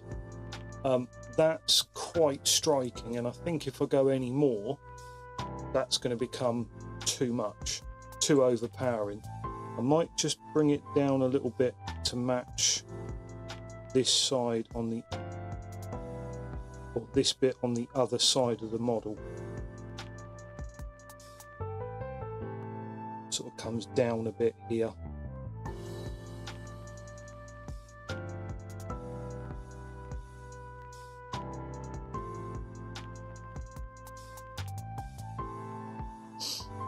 Okay, quite happy with that. Yeah.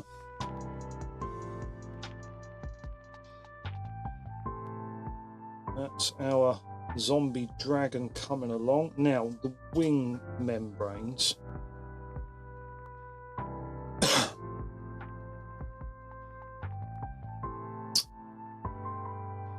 I'm going to go for a more sort of rotted look on those. And in fact, I think I know exactly what I'm going to do, which is, I think we're going to go Plaguebearer Flesh with them. And I think that'll look quite nice, to be fair. Because they do have that sort of membranous effect to them. What I might do is I might get the bright red when we come back to do the bright red on him.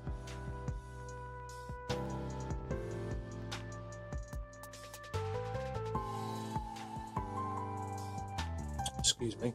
And thin it very down, and there are very tiny veins that you can see on here. And I might run that bright red into those veins.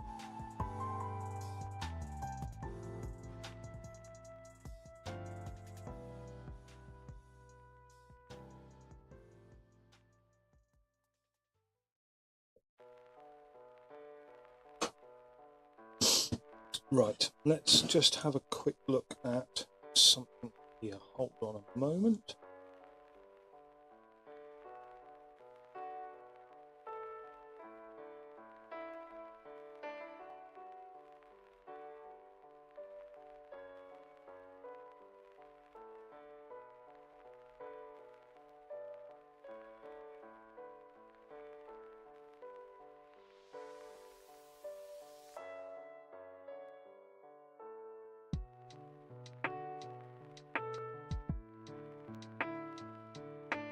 Right, apologies about that. Right, now, Plaguebearer Flesh is one of those colours that...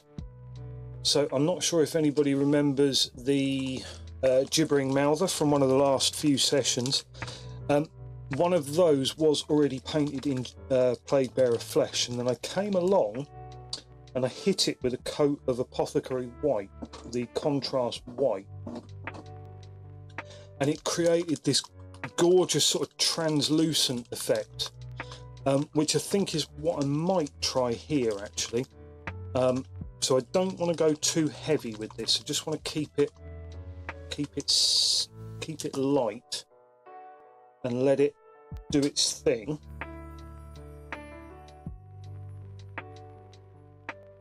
And then Right, let's...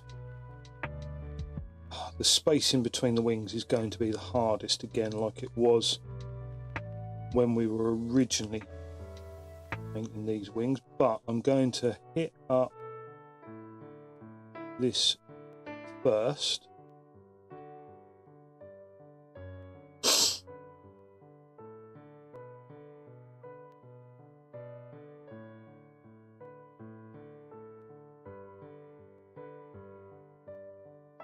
And then hopefully I can hit the lower portion of each wing separately.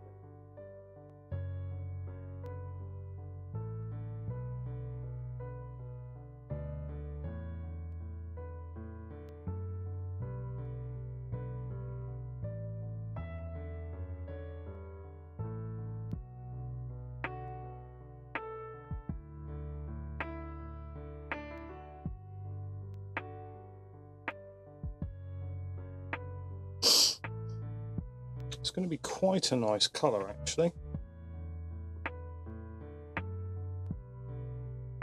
We've got to be careful doing this, because as we've seen already, we are actually starting to split the paint up at the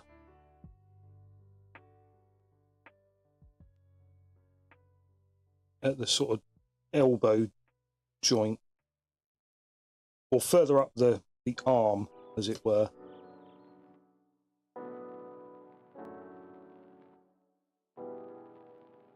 That all down there. What I'll do is I will then paint the other side of that wing. So this side, and then I'll let that completely dry.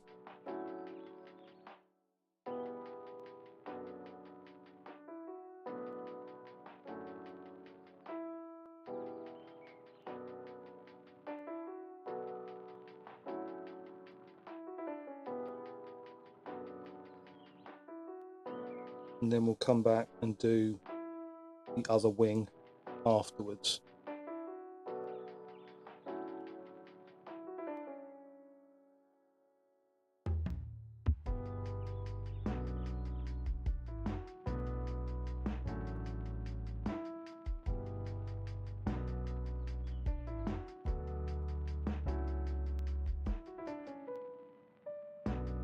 It's not a bad colour. Maybe might need that white that we were discussing to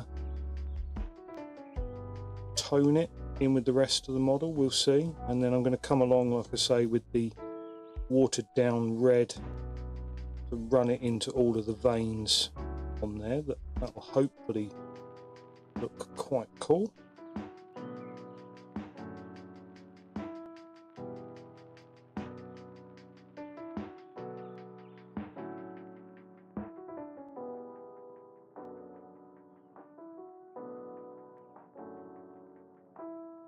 Hi Fields, thank you very much for dropping by. It's very much appreciated.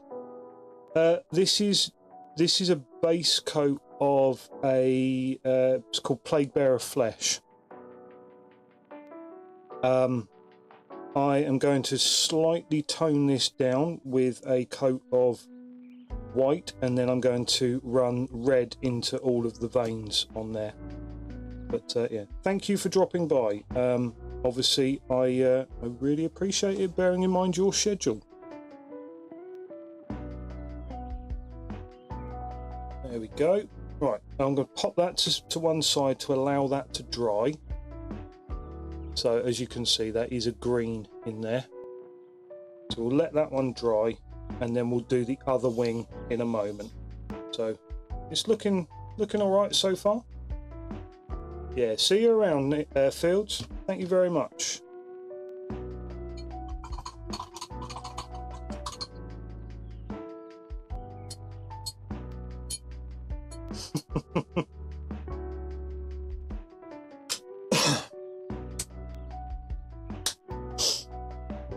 Right.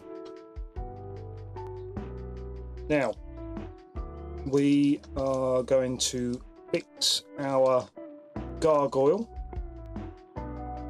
with his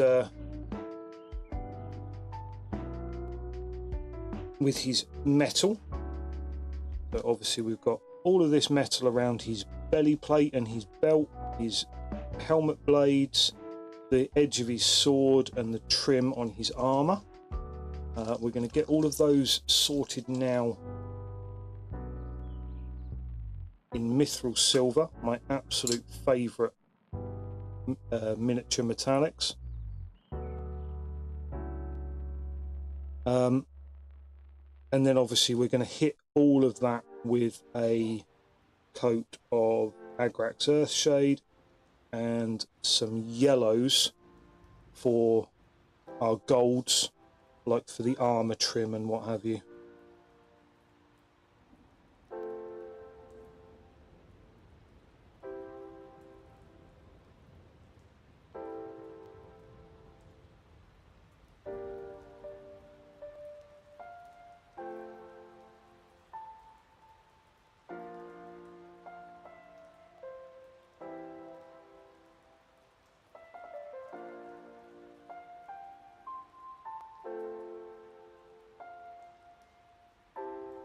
Just get a nice coat of this on here. I'm not actually looking for anything too neat because I don't think neatness is going to actually pay us any dividends with this model. It's a case more of you're trying to create detail with paint that just isn't really there. So it's just a case of get that paint in the right place.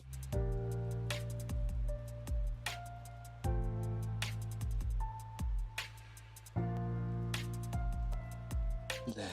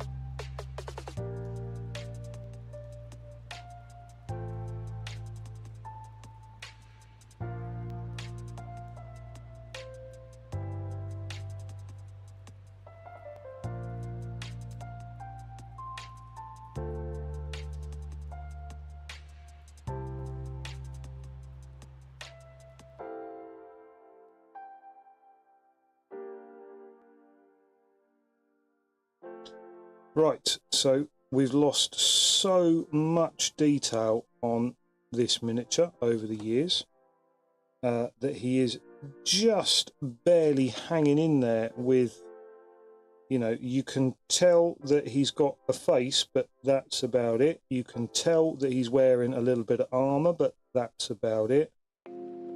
We are really trying to push detail that isn't actually there anymore. And it's a bit of a shame, really, but not a lot we can do about that now.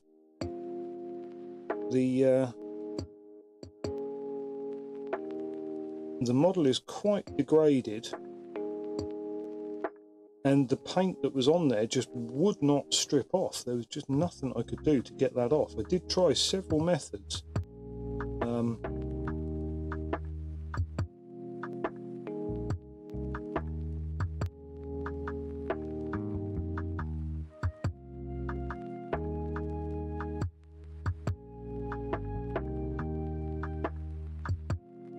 So yeah, this is kind of unfortunate, but not really a lot we can do about it.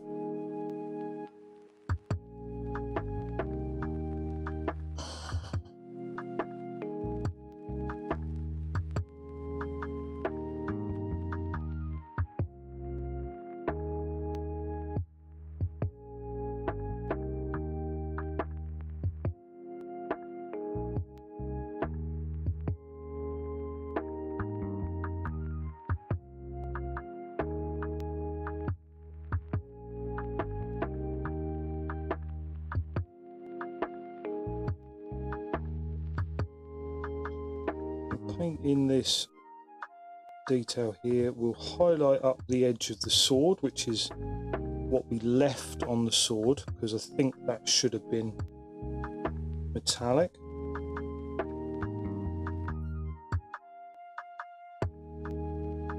And then we're just going to need to figure out something for his whip and for his sort of mouth and teeth area, and then this guy is going to be done as well.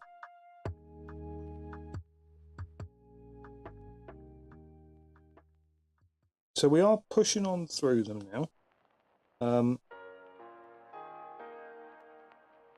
We've got a good number of our sort of minion models rather than our big bad evil guy models as well, which is actually the best thing, because it's almost like army painting at that point, where you have sort of very low value miniatures that don't have a huge sort of place on the battlefield. Oh, what did I just paint there? So it's almost like you paint those in order to get the reward of painting a big guy. So yeah, we haven't just entirely dedicated ourselves to painting the big bad guys, which is nice, because then we actually have some of the minions to throw at our players as well.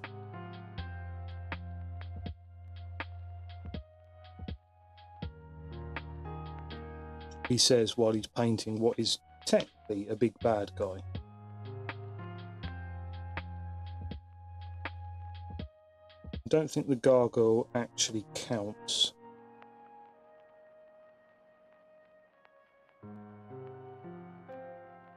Because he's not the big bad guy of Hero Quest, he's just one of them. Or rather, he's a minion of the big bad, which is the sorcerer, I think.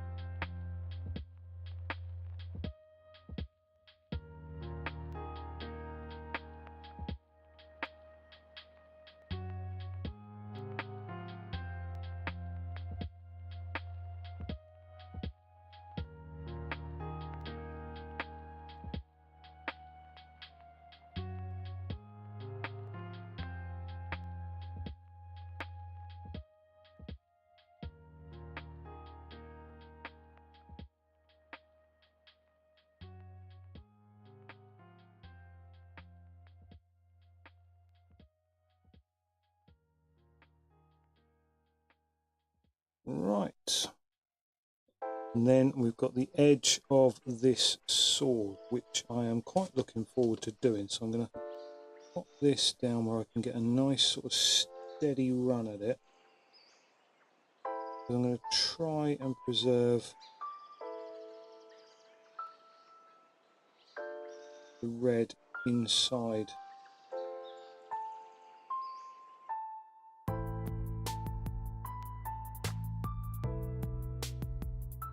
Oh, there we go.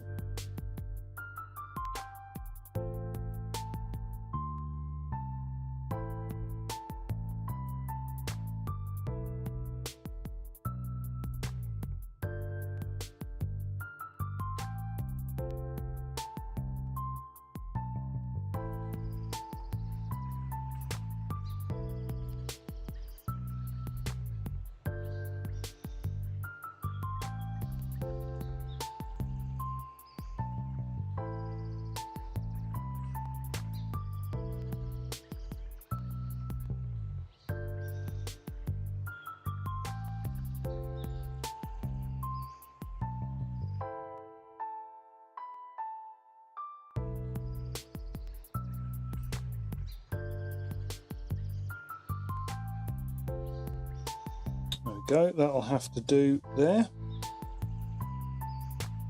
Just get up the inside of that blade there. A little bit here.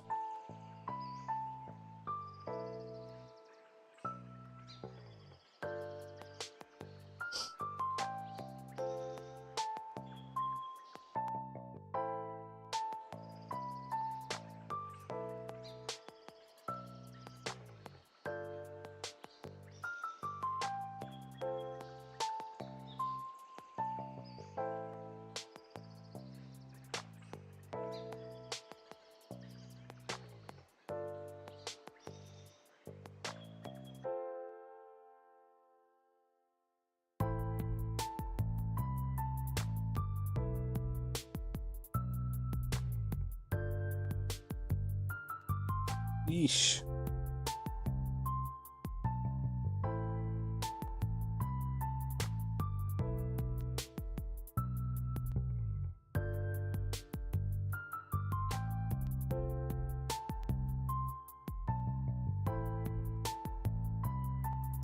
Okay, that will actually do us.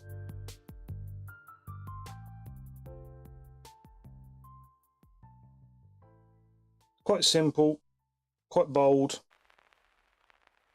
Still need to find something to do with... No, stand up, you. Stand up, actually. One last thing to remember to do in the silver. Paint that. Hey. Wait. There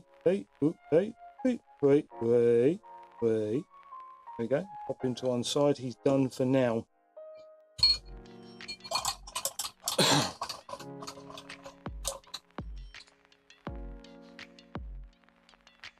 Okie dokie, folks. So, this is our first stream as an affiliate, and I am absolutely pooped. It's been a mental week. I did want to run a little bit longer, but I just don't have it in me, unfortunately. I'm going to need to call an end to the stream now and head off, get some sleep, ready for a fairly busy weekend ahead of me. I will, however, be back tomorrow night, 8 o'clock UK time, Twitch and YouTube, right here, where you found me today. Please do join me, and I thank everybody who's dropped by the stream during this evening. It's very much appreciated. I will catch you on the next one. Thank you very much, and good night.